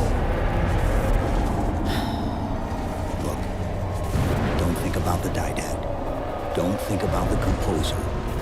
Only focus on finding me Tilson. Tilson. Sandra Kay. Female, 51 years of age. Doctor of Archaeology, Pegasi Institute. Got her! Biosignature stable on 350 level. B deck. Thank you, Cortana. Cortana, right. Stable B deck. All right, how do I get out of here?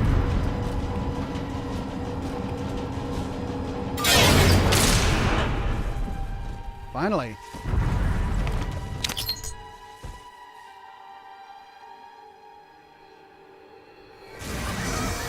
They've compromised the station's hull. The Didact's taken the composer. Get these people to the evac centers.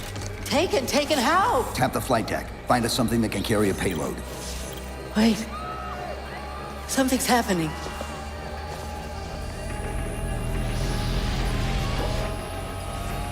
Looks like a weapon. Cortana, can you access the station's defense systems?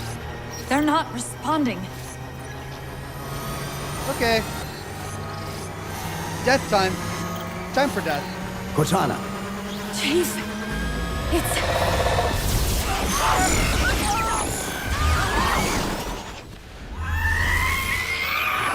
Holy crap!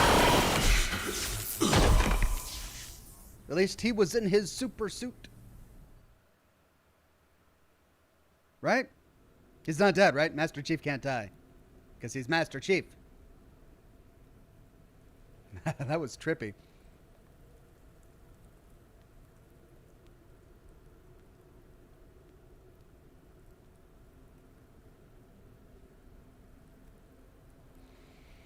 Man, he peeled her like an onion in layers. At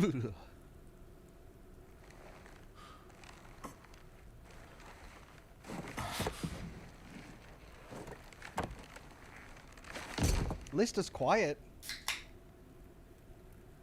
Are you okay? I monitored the data pulse. I could hear them. What was left of them? we need to move. These people are gone. And more will follow if the Didact reaches Earth.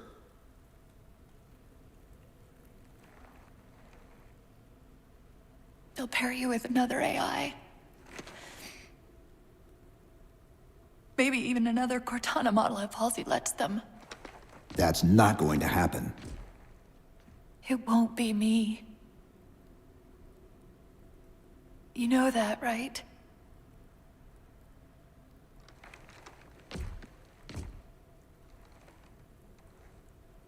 Spinning up a broadsword in Hangar C-11. Whatever the librarian did to you obviously worked.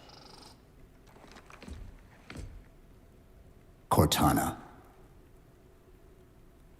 It's not over. Not yet. Not yet.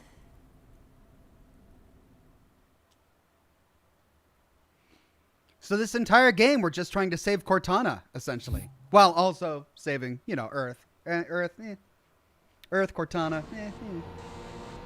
Tough choice. Achievement unlocked, Composer.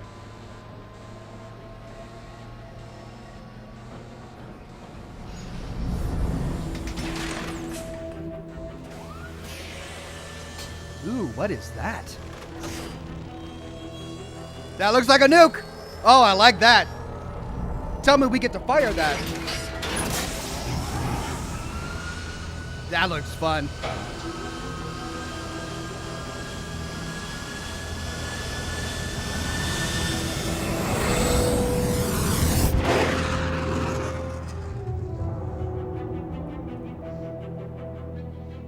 Hellcat says, how many times is he gonna die here, lol? What? Is this a hard part of the game? Yeah, I'm sure it'll be a breeze. I'm just gonna sail through. Easy breezy.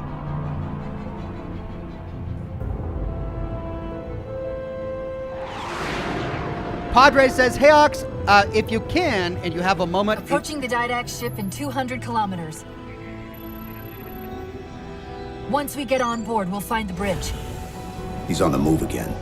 The fighter's shields aren't rated for slip space. No, but the Didacts are. Inside his shield. Stick to it. We'll be a clinger.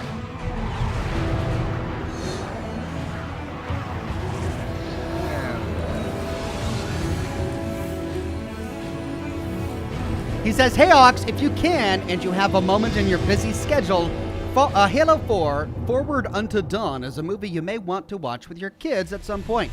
Maybe when they get older, don't know how canon it is. Broadsword's hull integrity is stable. We'll be safe as long as we stay below the Didact shields. Oh, no. Where's the composer? Oh, no. Close. I should be able to guide us to it. Oh, no. Okay, now I understand. Yeah. Yeah, I'm going to die a lot, aren't I? Okay. A good popcorn flick, says Padre. All right, I might have to look into it. So, it's Battletoads all over again. God, I hated Battletoads. It was a love-hate relationship with Battletoads, and now I've got to dodge things. Oh, man.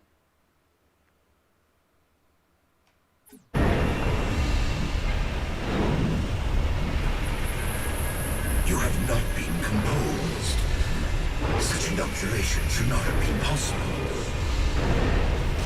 Locking onto his transmission. He's at the composer. We can take them both out at once. God.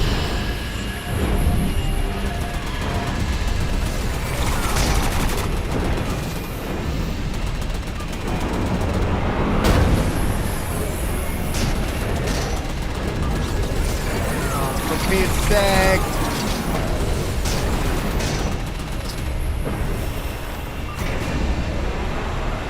Don't like it.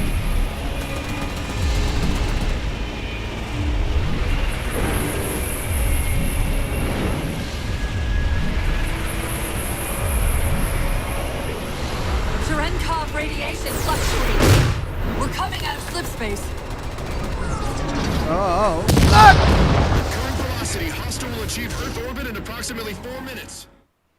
Okay. 1. Hope you're not taking shots.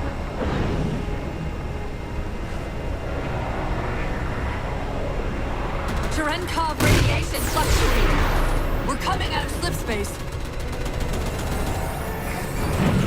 At current velocity, hostile will achieve Earth orbit in approximately 4 minutes. Don't like it. Roger. Battle Group Dakota, close on the Forerunner vessel. Infinity must have warned them. Sierra 116 UNSC Infinity. Captain Del Rio, do you read? Chief, it's Lasky. Is that you? Affirmative, sir. Where's the captain? Fleet Cop didn't take too kindly to his abandoning you on Requiem. I'm afraid I'll have to do. Didact's got the composer. We're in a broadsword carrying a Havoc-grade payload. On approach to deliver. Let's see if we can grease the wheels for you. God, what is that? God. Jeez. Oh! I'm alive! Really? Oh no!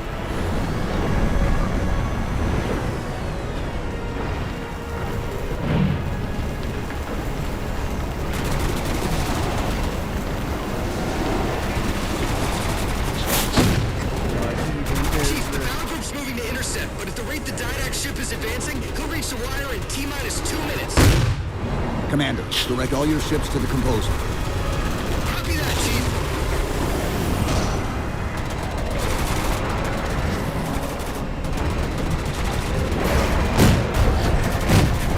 Orbital Defense Command, this is Fleet Comp. Hostile inbound. Proceed to condition red. Oh, what is this, lasers? Orbital defense. Ah, Defense is ineffective come against on. enemy vessels. No! It's still approaching.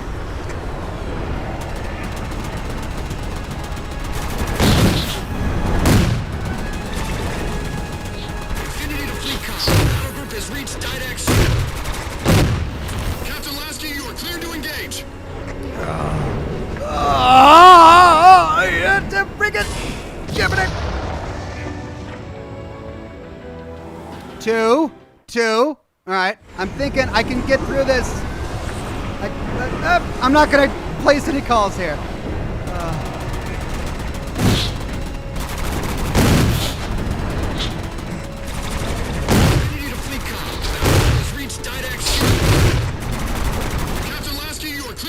breach.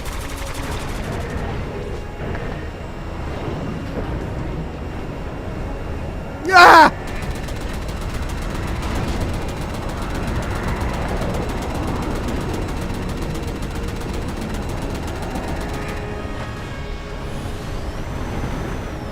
Whew. Okay.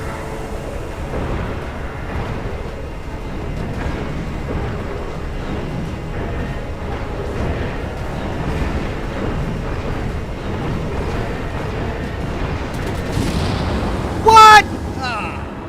Well, crap.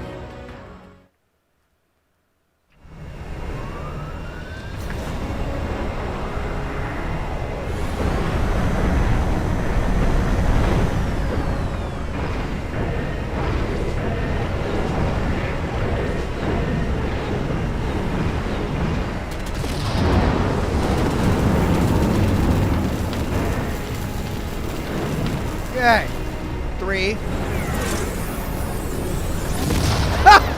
I didn't realize what was going on until it was too late. Alt Master says he's doing it. He's doing it. My money was on 3 deaths. Aw, sorry, Alt Master. I'm on 4.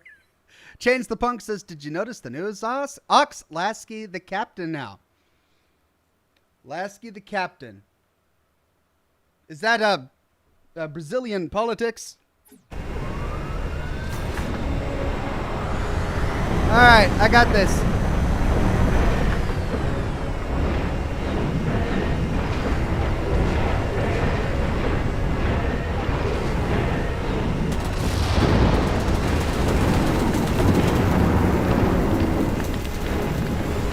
Right, I see it. I see it. I see it. There we go. Head for the sphincter. I can do it. I just gotta head towards the sphincter. There we go. There it is. No, wait! Infinity, the Dyndac just closed off our entrance to the composer. We could try punching a hole in that hull plating, but Infinity won't be able to get a clear shot with all that fire. We'll take care of the guns. Will we? Oh, okay.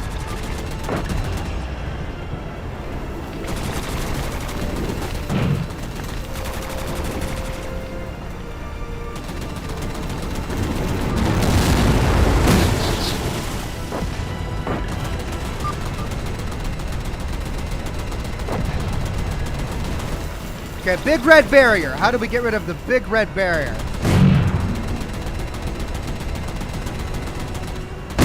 Oh, I see.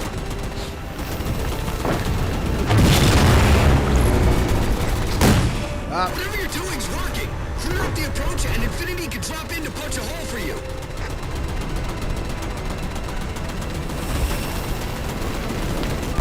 Yeah! 2 cannons neutralized. 2 to go.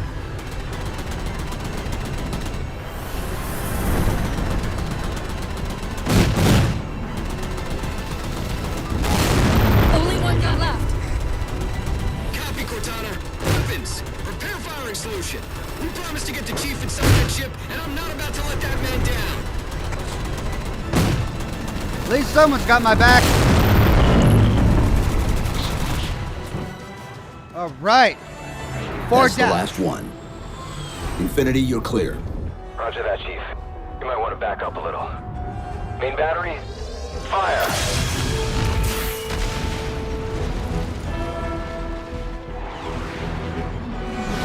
Clean hit. We're proceeding to insertion. Acknowledged. We'll be on station if you need us. Make sure you give the Didact our regards. Infinity out. All right, Lasky's the captain now. Yeah, the other guy. Jeez, I'm glad he's driving and not me. I don't think this is going to end well. The other guy who left us on the planet got deposed, as he should have, right? Lasky's in charge now. He's a good guy. Well, of course, Now Master what do we Chief is do? fine.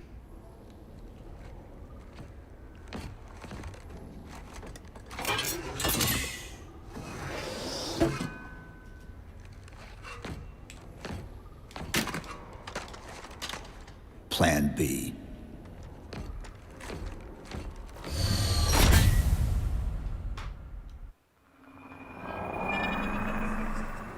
Okay. Dong Ho Choi says, Ox in the chat who are eligible to vote in the U.S., please remember to vote. Check if you can vote early. If you can't make it on November 8th, go get your I voted sticker. Absolutely. Voting is important. Go vote, vote, vote. To the grave. Chief, I know I'm supposed to know what to do, but We'll have to deploy the warhead manually. How and where? I always know what to do. Just give me a second. Keep scanning for the composer. We'll figure it out on the way.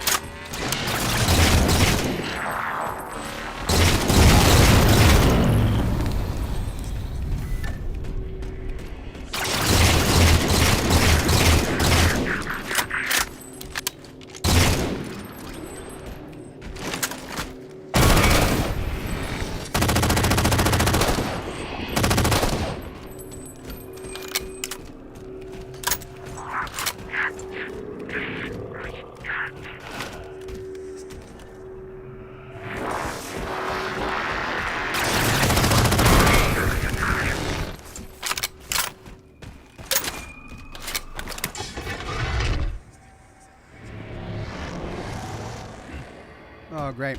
Altmaster says, lost my imaginary $100 because of one death. Thanks, Ox. Sorry, bud. Here, I'll give you imaginary $200. How about that? You're imaginary $100 richer. Should be grateful.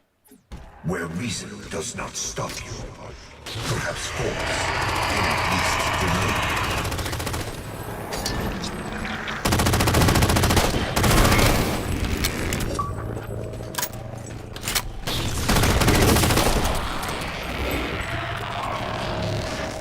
Aye!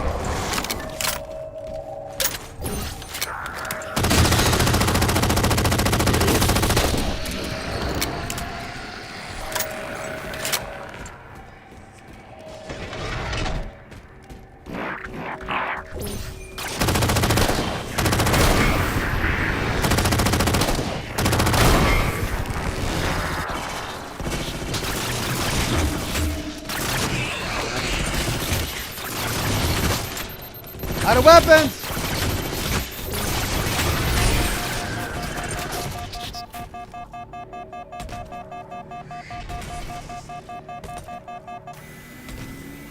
Okay, scavenge new weapons on the battlefield. But I've been fighting a bunch of drones. Here we go. Scatter shot. I mean, it's better than nothing. That's it? They're just going to give me scatter shot?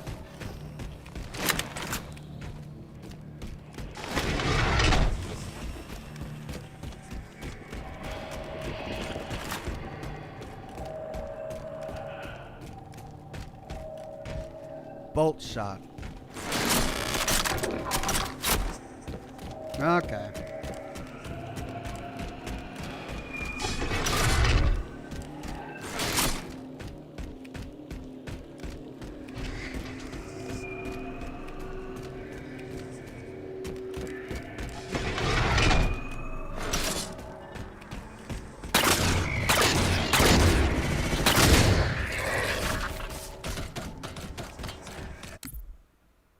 Josh Bunton on Facebook says, Ox, this game brings back way too many memories, especially the next level. Thank you, Josh. I hope I got through that level okay. 4 deaths, not bad. I hate this thing. I hate it, hate it, hate it. Yes! Suppressor. All right.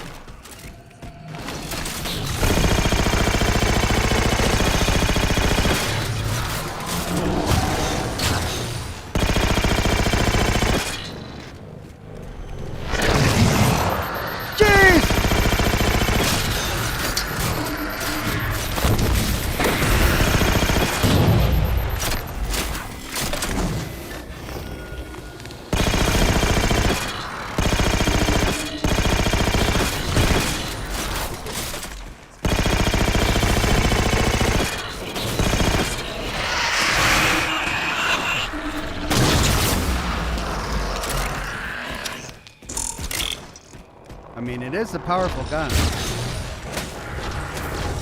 I recommend entering the galley to your left.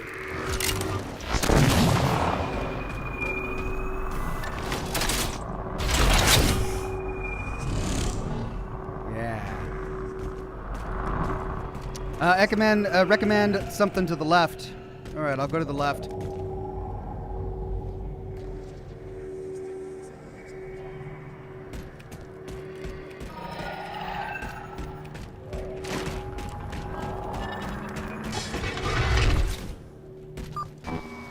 I won't leave you, I promise. Take care of you.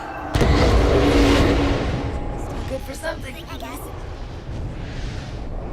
I detected an energy signature ahead. I think it's a transit system like on Requiem. Find a way to access it.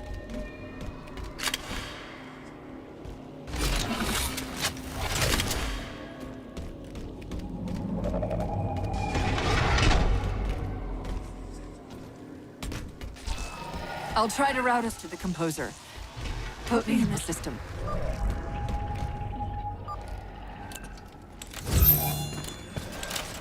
Is this the secret you've kept from me?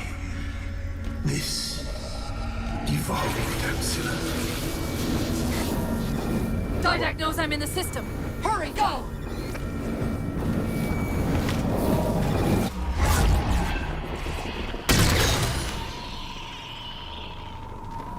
Cortana? Eh.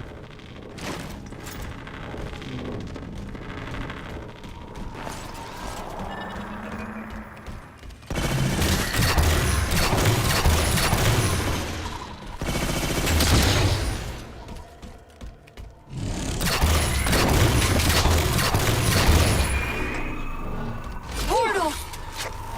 I sense your malfunctioning companion, human. And yet, she moves me.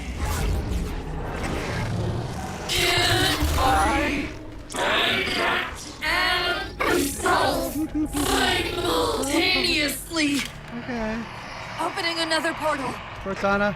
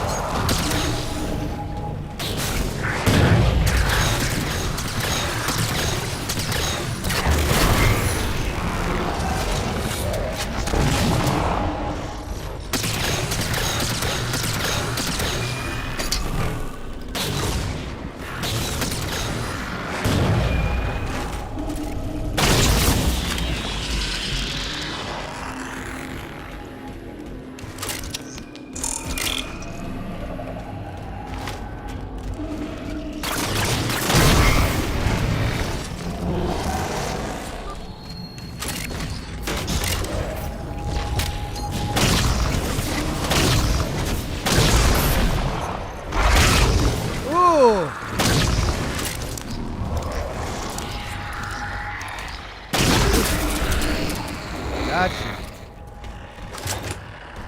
We'll see if auto sentry is any good.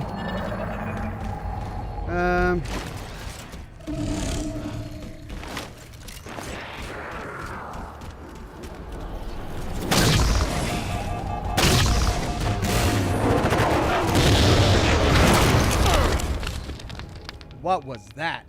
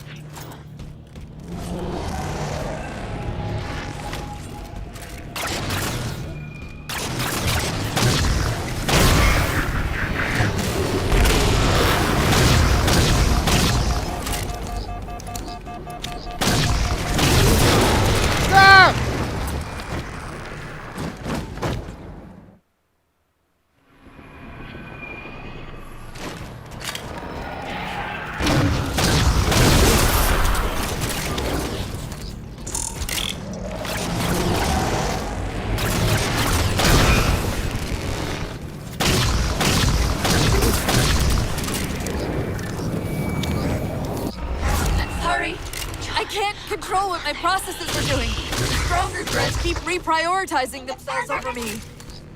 What about the didact? I can't hide much longer. I'll try to move you to the composer again.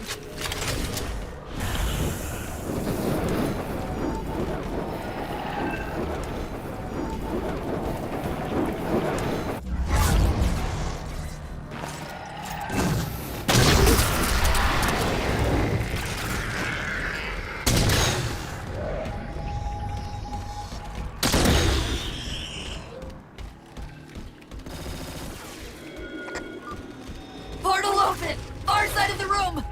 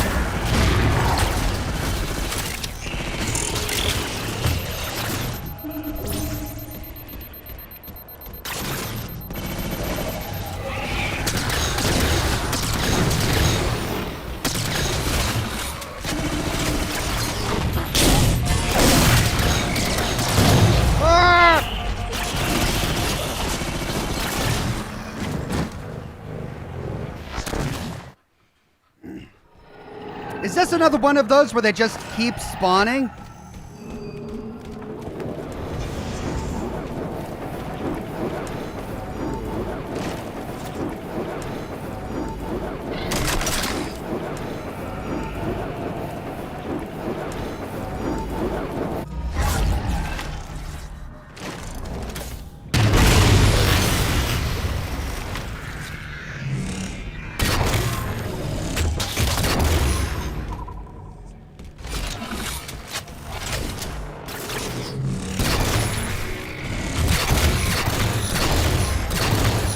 Portal open! Far side of the room!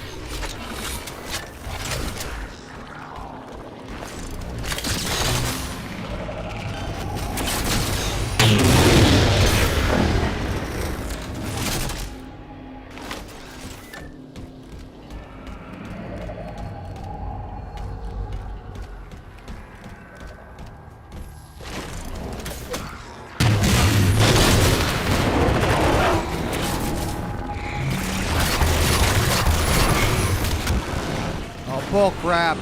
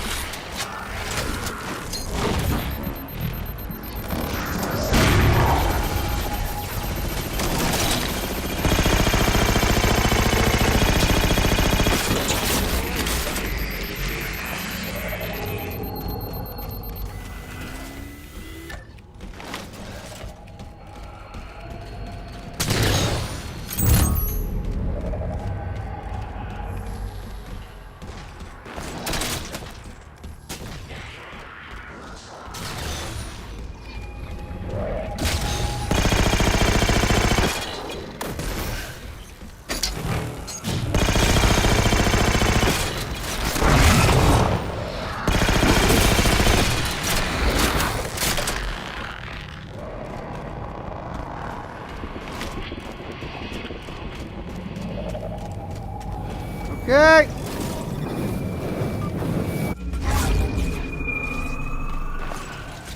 Where are you? The didact's taking the composer from me.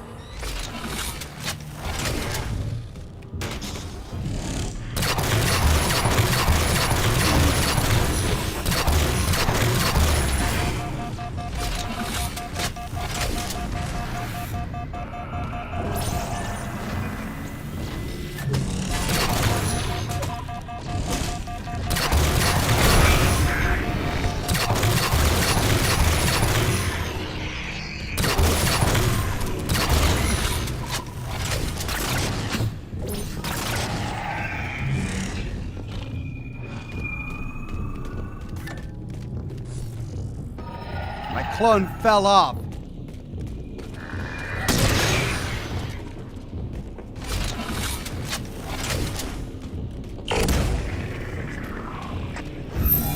Reinforcements!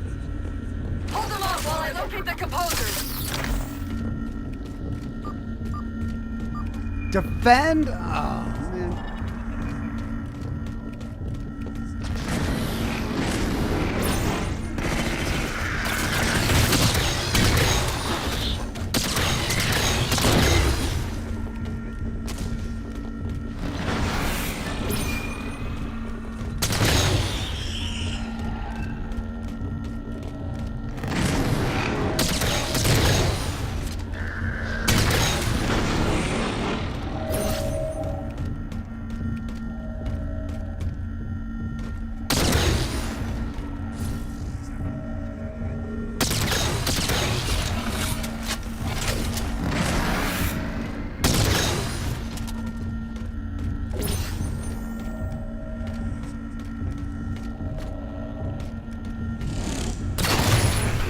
I've taken control of the local defense turrets. Nice.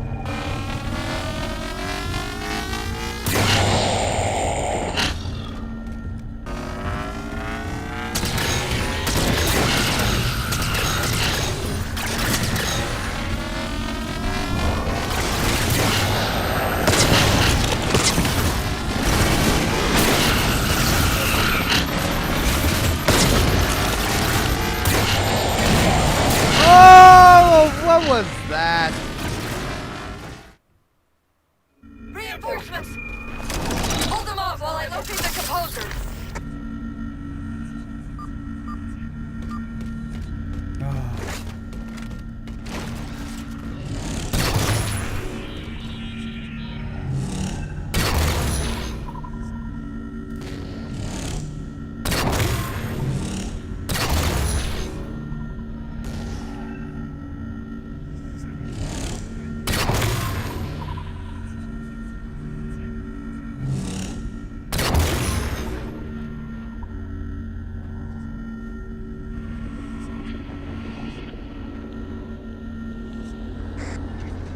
I've taken control of the local defense turrets.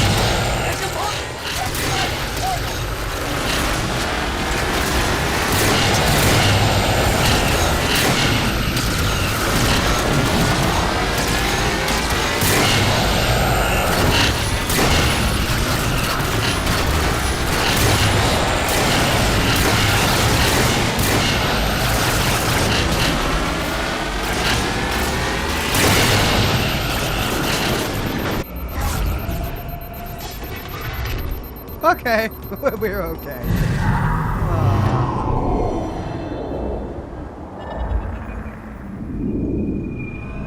How do we get over there? Can barely. End of the ramp. If we time it right, our momentum should carry us through the low gravity.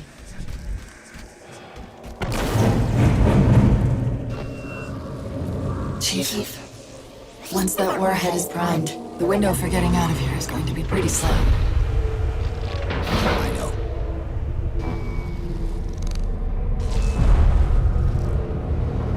And so you come at last. Activity! Significant slip space event building under the composer. Okay. He's powering it up.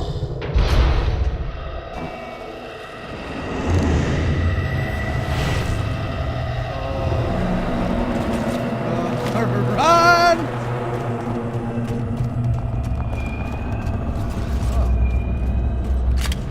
Nice, got that. Scatter shot would be good. Binary rifle would be good. I got 6 shots though. Suppressor. I might need a suppressor.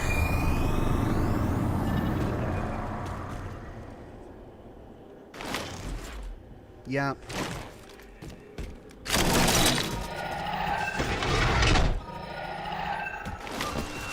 The Didact shielded himself inside the composer.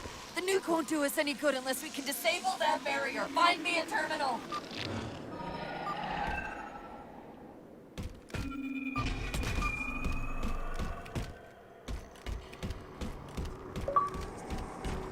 Yeah! Look up, Ox, says Jack. Oh, no! God.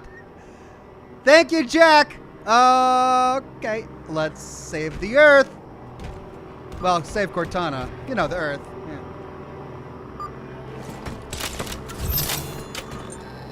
I've got to do something you're not going to like.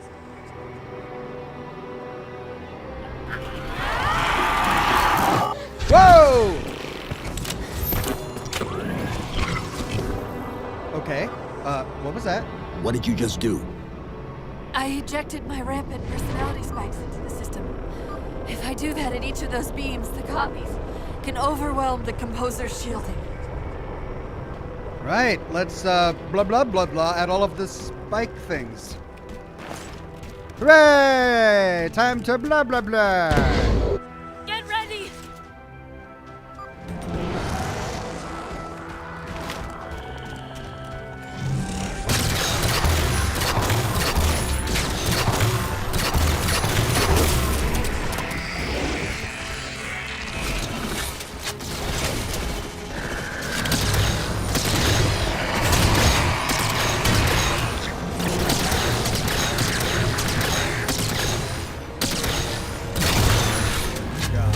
God.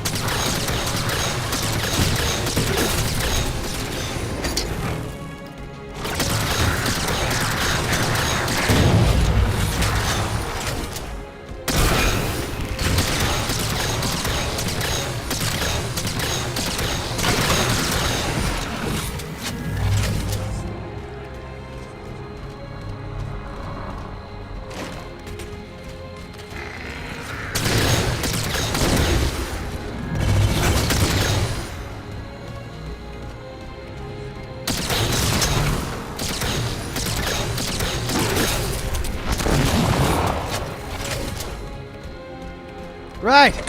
We've got sad violins. Why do we have sad violins?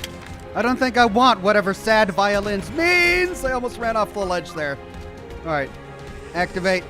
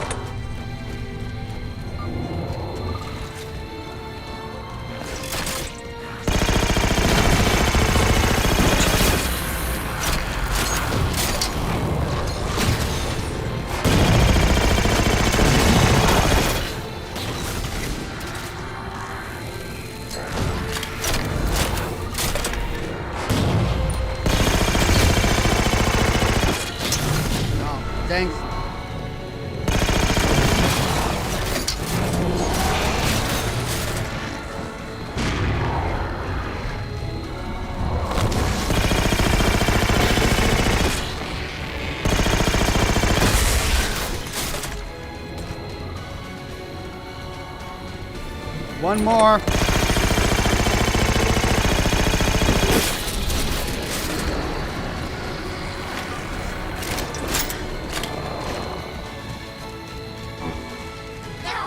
Before the Didex sends reinforcements.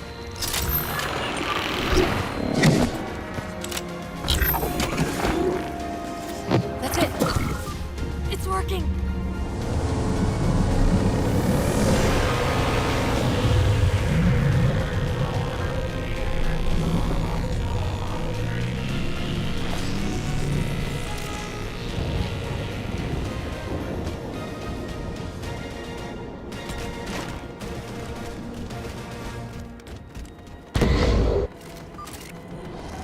Go! You humans sought the Didact. You will have him. Chief, his ship's in range. Once the barrier's down, we need to get the nuke in there fast.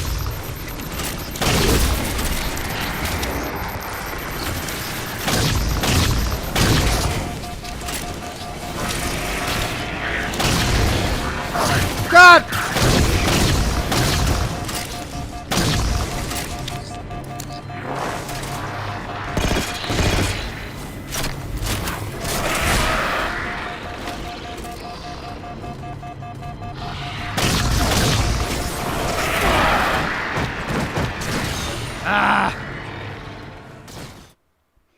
It's working.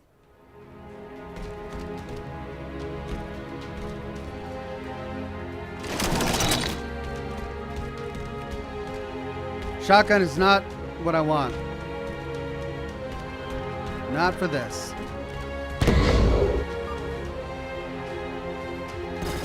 You humans sought the Didact. You will have him. Chief, his ship's in range. Once the barrier's down, we need to get the nuke in there fast.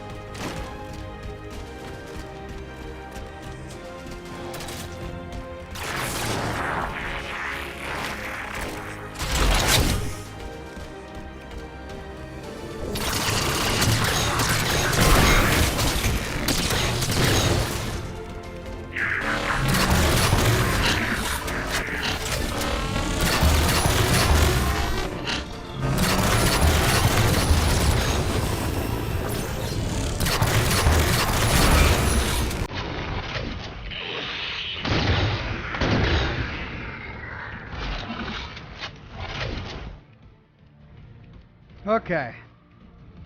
Objective. I see it. Let's get that objective.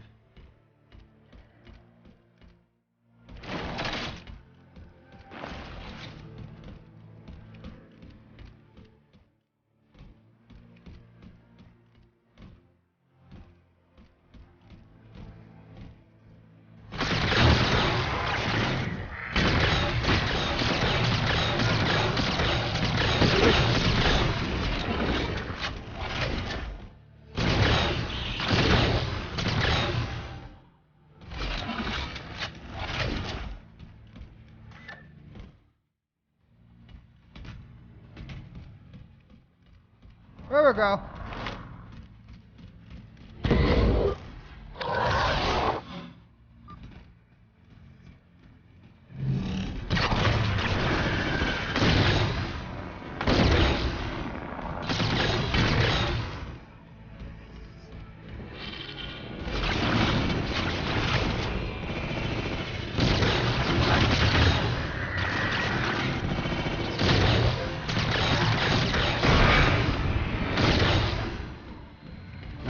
Not getting flanked again, thank you.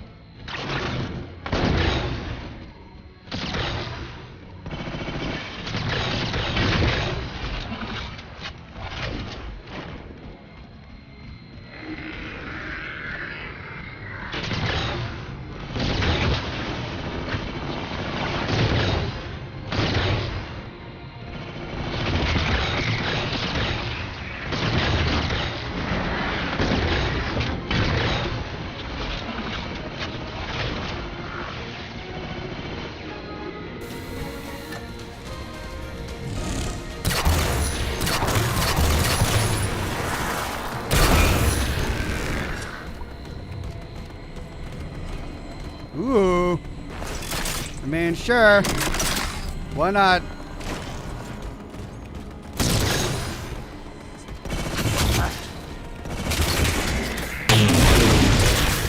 bit overkill. But okay. Where's my other one? Come on, where's the one I just dropped for it? There it is.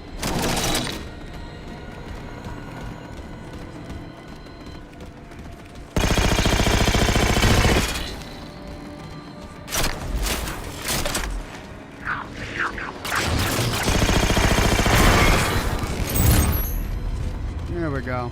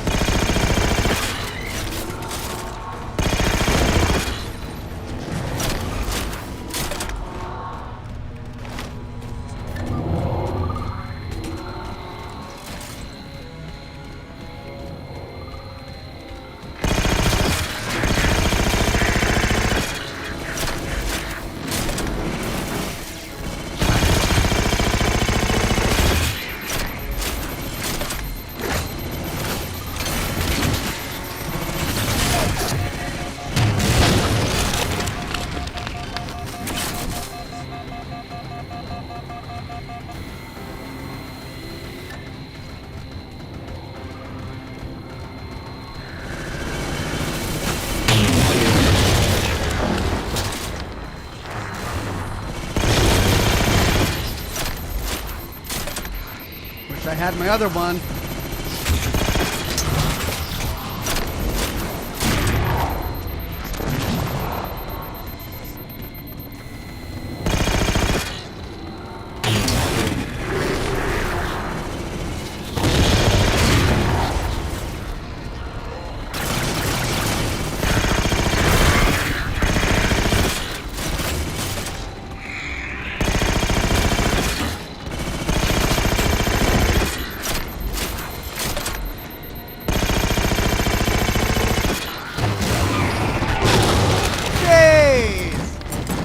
That's a one-shot kill. I just gotta dodge it.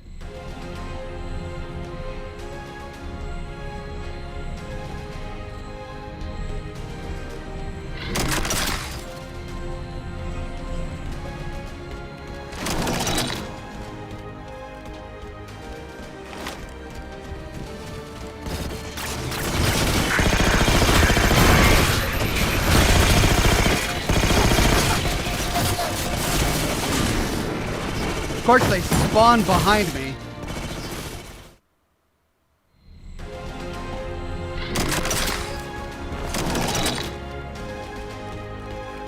As soon as I go up here, they spawn behind me.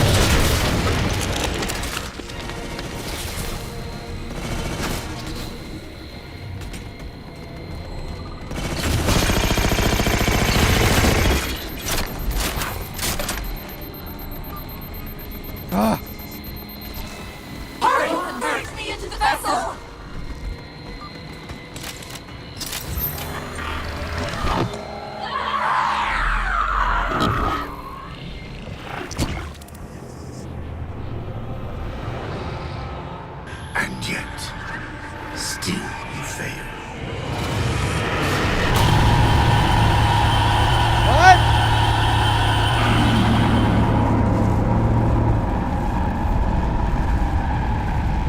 What? Earth! Cortana! Cortana? Take the bomb to the core?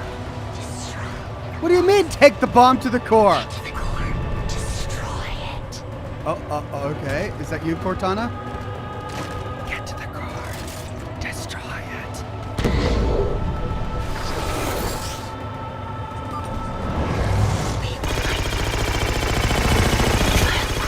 Take care of you.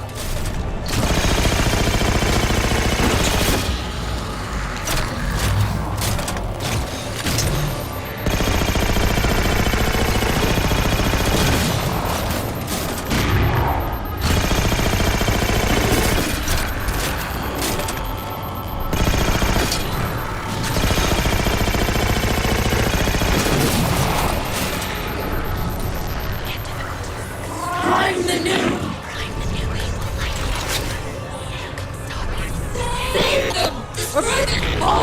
All right, I get it. Stop shouting, Cortana. Right. I shall prime the nuke. Ah! Keep running. Stop firing on Earth, jerk.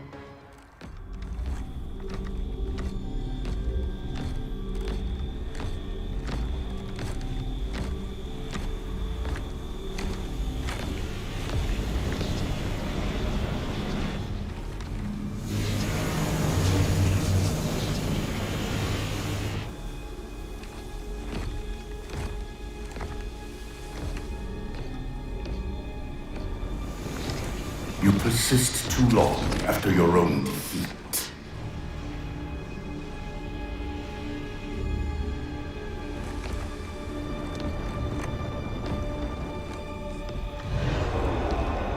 Come then, warrior. Have your resolution.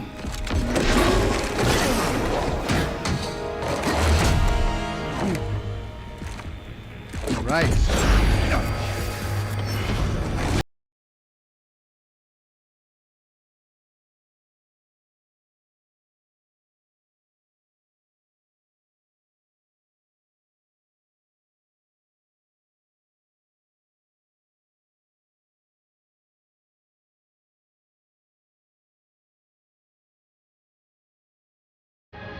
Is it kindness?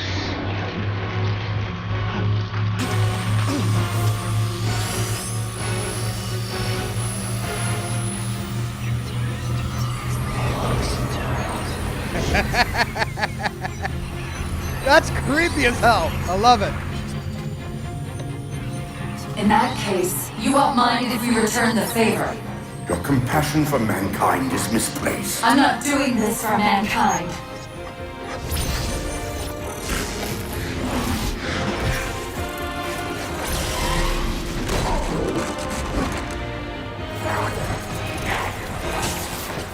Hey! Cortana's got magic too!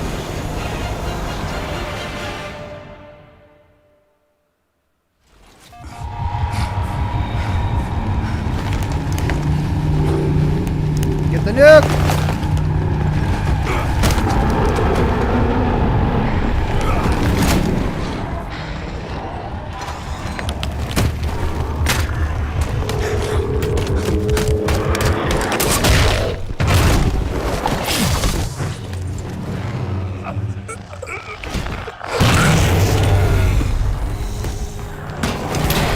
Oh, that was easy.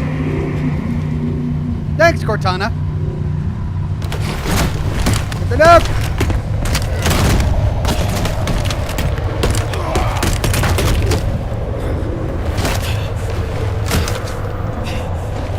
Bomb Master Chief! Nuke! Yeah, nuke!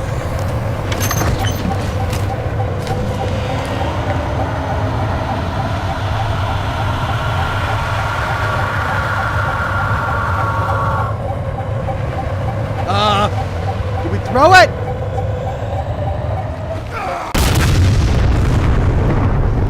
How does Master Chief survive a nuke?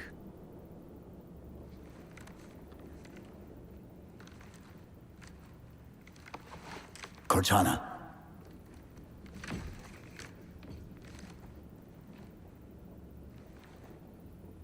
Cortana, do you read? Cortana, come in. You're dead, Chief. You're in the afterlife. The AI afterlife.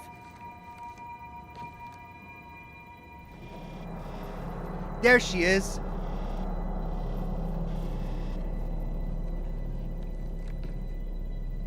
How? Oh, I'm the strangest thing you've seen all day?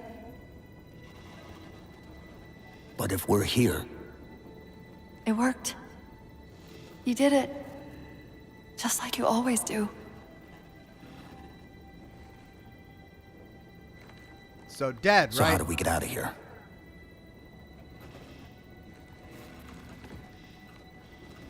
I'm not coming with you this time. No. What? Most of me is down there. I only held enough back to get you off the ship. No. That's not... We go together. It's already done.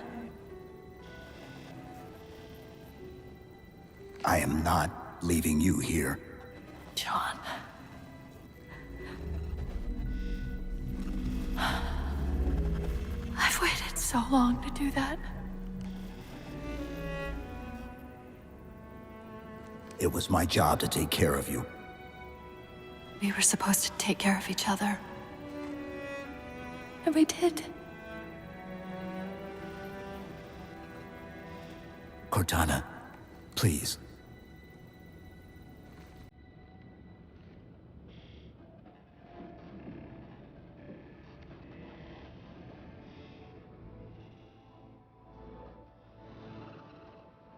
Wait.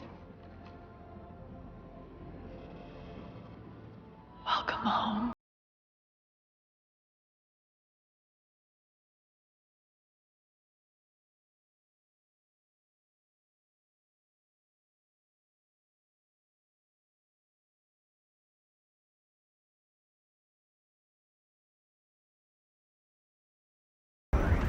He was standing on a nuke.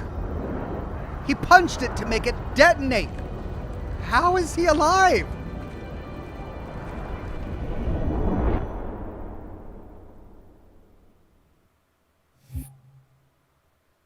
Achievement unlocked, midnight.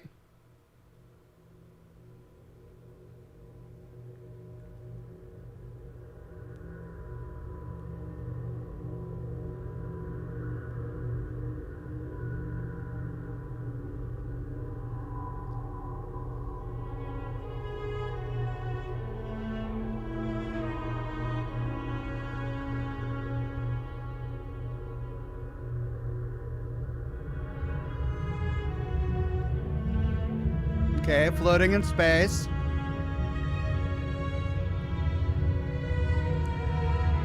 Everything else is destroyed except him. How? It was a nuke. He's slightly singed. Infinity Actual, Pelican 9-6er. We found him.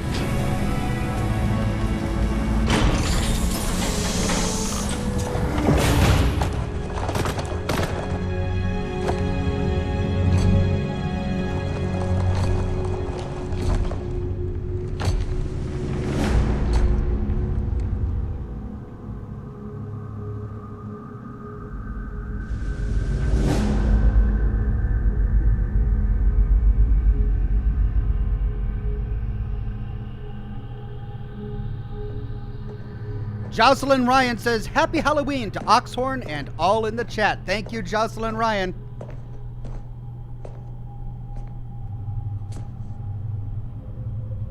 Mind if I join you? Of course not, sir. Lasky. At ease, Chief. Feels kinda odd for you to call me sir.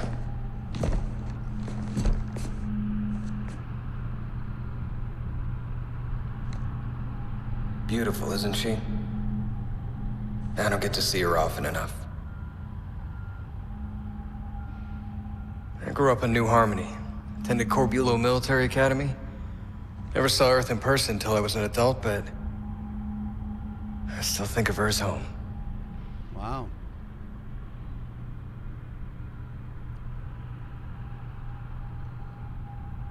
You don't talk much, do you? Come on, what do you expect?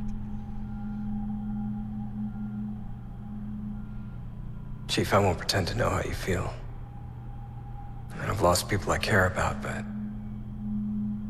never anything like you're going through. Our duty as soldiers is to protect humanity, whatever the cost. You say that like soldiers and humanity are two different things. I mean, soldiers aren't machines. We're just people.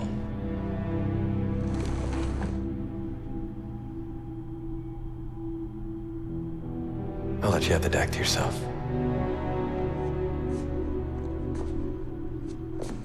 Chains the Punk says she used hard light to launch and surround him. What in the She nano? said that to me once. About being a machine.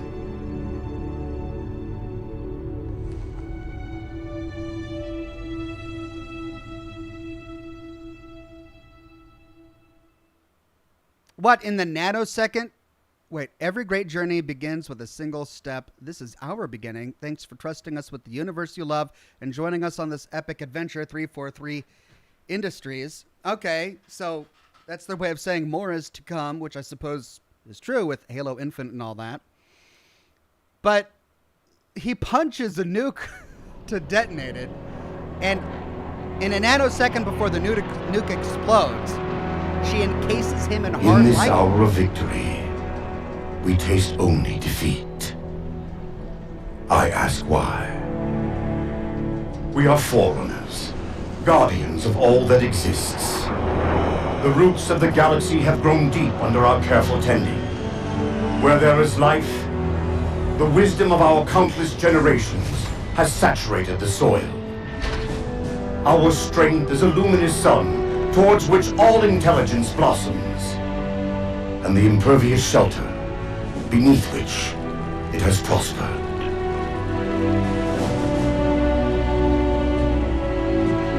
I stand before you, accused of the sin of ensuring Forerunner ascendancy, of attempting to save us from this fate where we are forced to recede. Humanity stands as the greatest threat in the galaxy. Refusing to eradicate them is a fool's gambit. We squander eons in the darkness, while they seize our triumphs for their own. The mantle of responsibility for all things belongs to Forerunners alone. Think of my acts as you will, but do not doubt the reality. The reclamation has already begun, and we are hopeless to stop it. James Bell says, enjoying my favorite YouTuber on my birthday. Happy birthday, James Bell. Glad you made it. Padre says, damn dust in the air. I know. Cortana.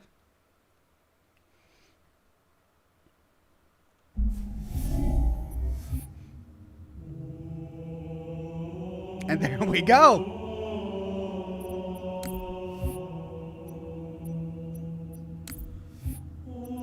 Halo 4 terminals. Did we get all of these?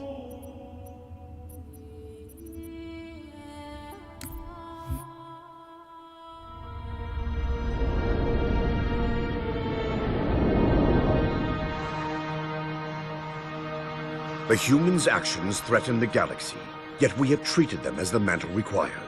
Their punishment is just. Justice is reducing their genetics in such short generations from a spacefaring race to this? They are closer now to the animals they behaved as. If not for their encounter with the Flood, their gene plan could have surpassed our own. They could have someday held the mantle of responsibility. The humans were not meant to protect others. The mantle of responsibility for all things is ours, and ours alone. Yes, the mantle is ours. And we hold it so tight that even in death we shall hold it still.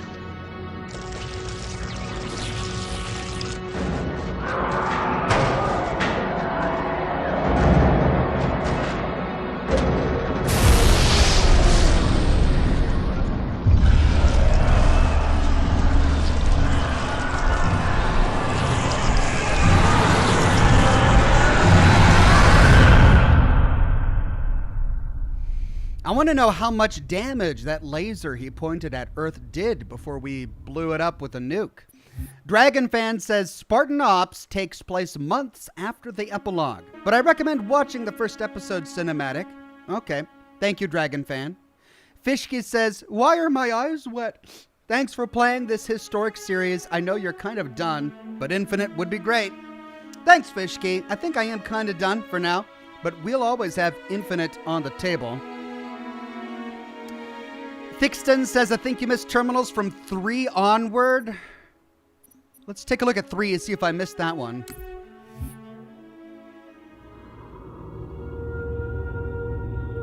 Lord of Admirals. So very many years have we battled. We saw this one. I find... Let's try Terminal 5 Knights.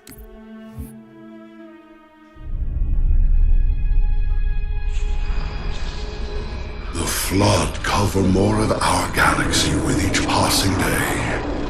They feast on the essence of life itself.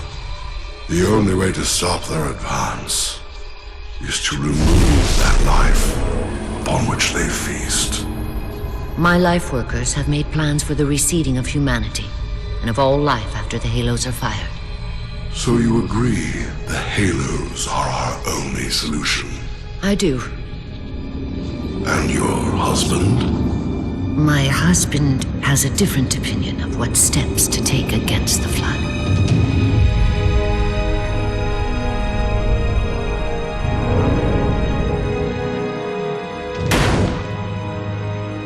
Did it work? Run the simulation.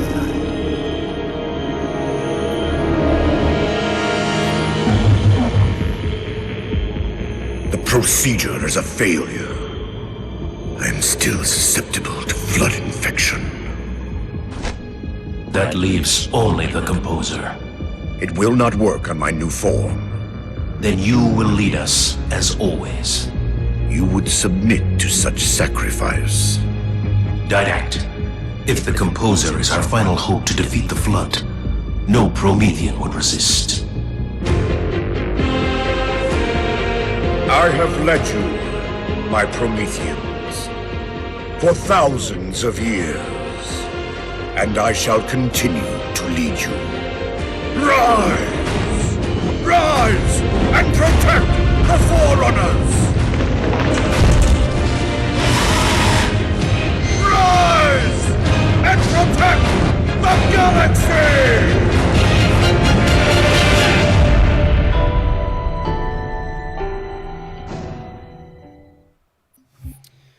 All right, so we've got Justice and Cryptum. Man, I must have really not been paying attention if I missed all these terminal entries.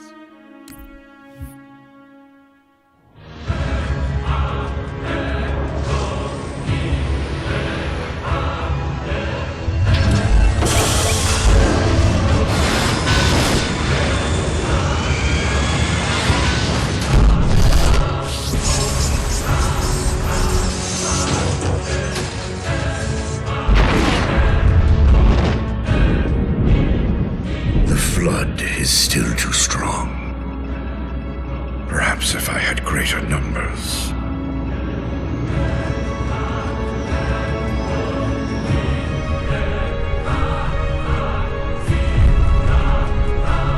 Humans, Your kind brought the flood to our shores. Now you will aid in ending its threat.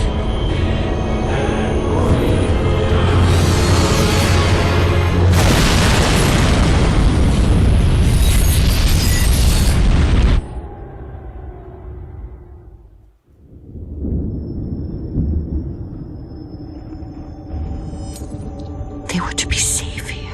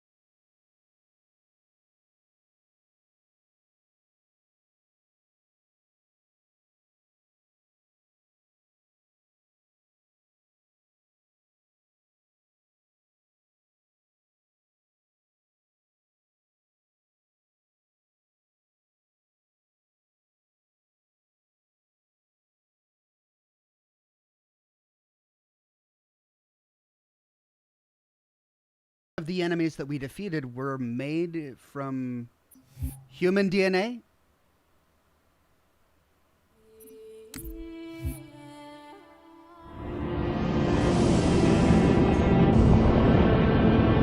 My dear husband, I know your crimes, and I have found forgiveness.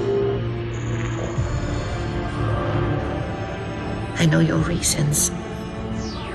I understand them. I know you. Perhaps better than you could ever hope to know yourself. I ask you, forgive my transgressions. Like yourself, all I have done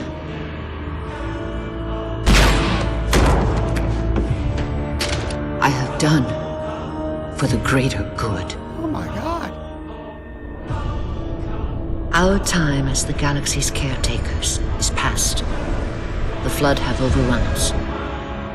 In the days to come, the Halo rings will fire, eradicating the Flood and all other life for a time. I have worked hard to index all species in known space. When the time comes, these indexes will open, and once more the galaxy will breathe and grow. Blood will pump, life will claw its way out of the oceans and through the mud. Babes will be born and grow old under the warmth of 1,000 suns.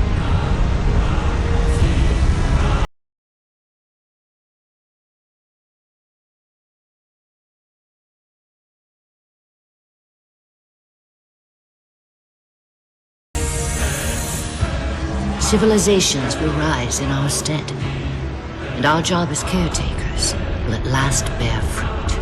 Until then, I leave you here, my love. The only living thing in this galaxy. Oh, so she didn't kill him. Sealed safely away. Spend these ages ahead of you in meditation on your choices. When you wake, you will find the humans. I have ensured that they will grow strong and vibrant. They will be our rightful heirs. Their gene plan dictates that the galaxy will be theirs to care for by then. I beg of you, find the strength to help them learn from our mistakes. And my husband, let them teach you as well. Didn't quite work out that.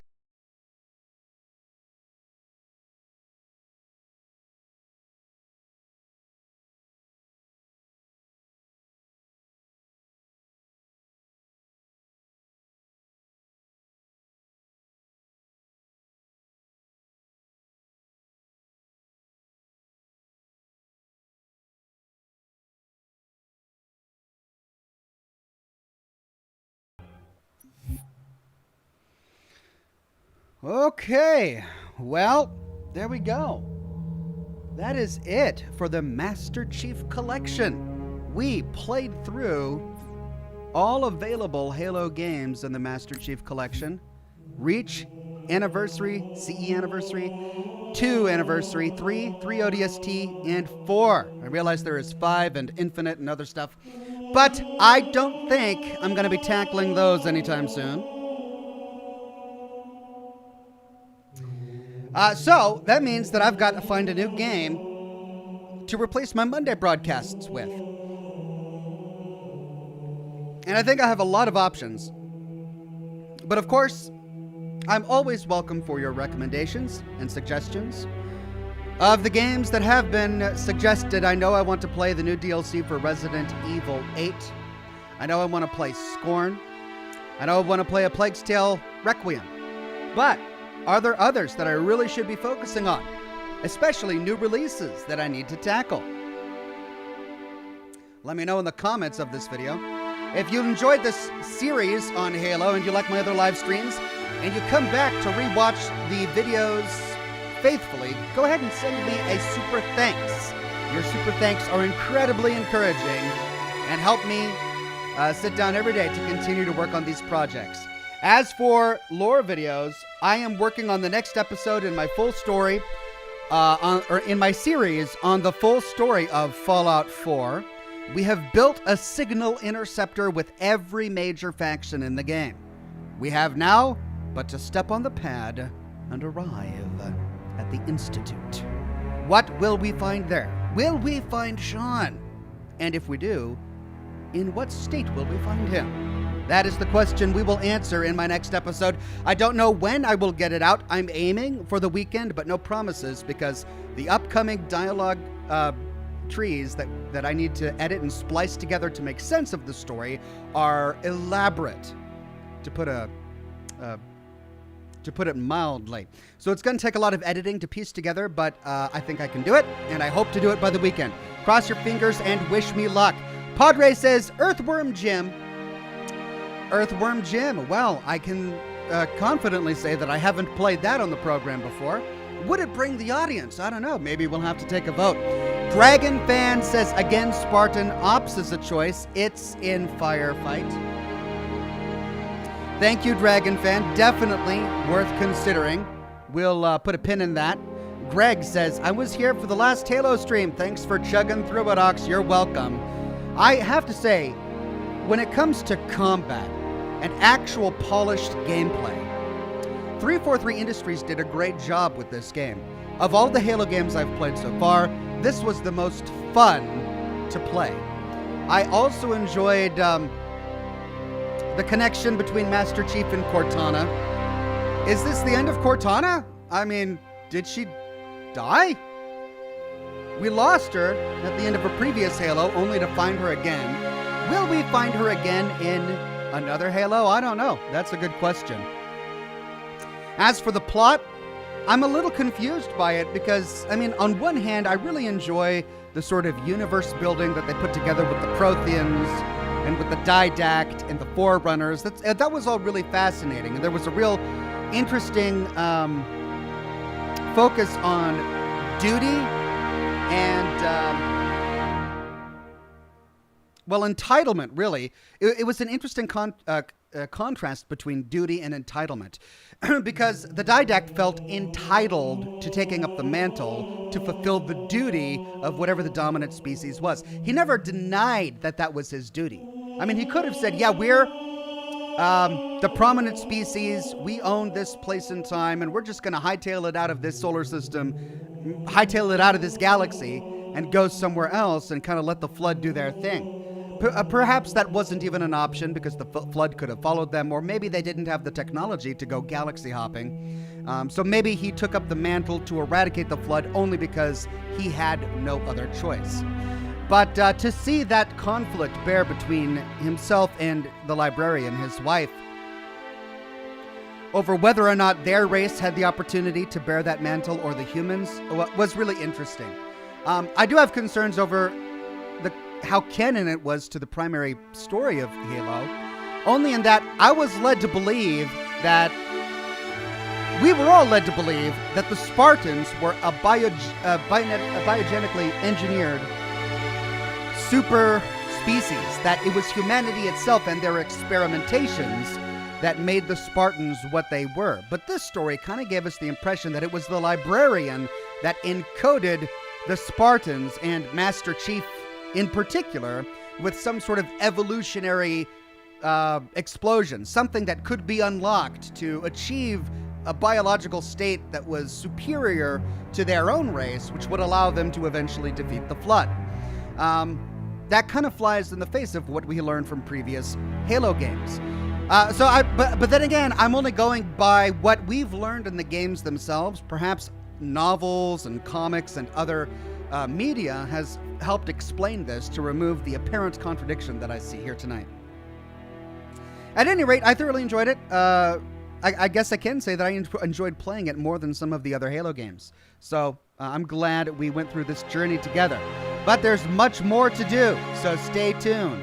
The Raging Krogan says, Star Wars Knights of the Old Republic 1 and 2 are classic. All right, well, I've never played a Star Wars game on the program. Crimson Bolt says, Soma, I have actually already completed a live stream series on Soma, which is live on my YouTube channel right now, so you can go check it out at your leisure.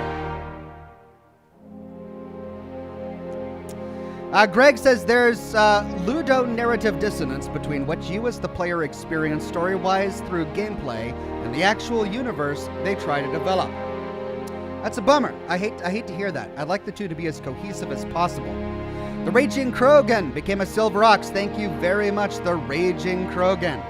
Constance on Facebook says, me and my husband used to watch your videos every day because we love Fallout and also a big fan of yours, but unfortunately, he passed away last year on the 25th of 2021.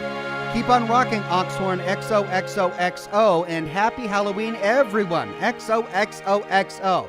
Constance, I'm so sorry to hear about your loss. I'm really grateful and touched to hear that you two were able to bond over my live streams and my lore videos and my Fallout content. And I'm glad you were able to keep those memories. And I'm glad that you're able to come back and say hi to me and share that with me. So thank you very much. All right, everybody, I got to bow out now. I'm going to take care of some stuff and get to work on my lore video. Thanks again for coming to my Monday broadcast of Halo 4. Have a wonderful rest of your Monday, and I'll see you all again very soon with new lore videos and new live streams. Bye-bye now.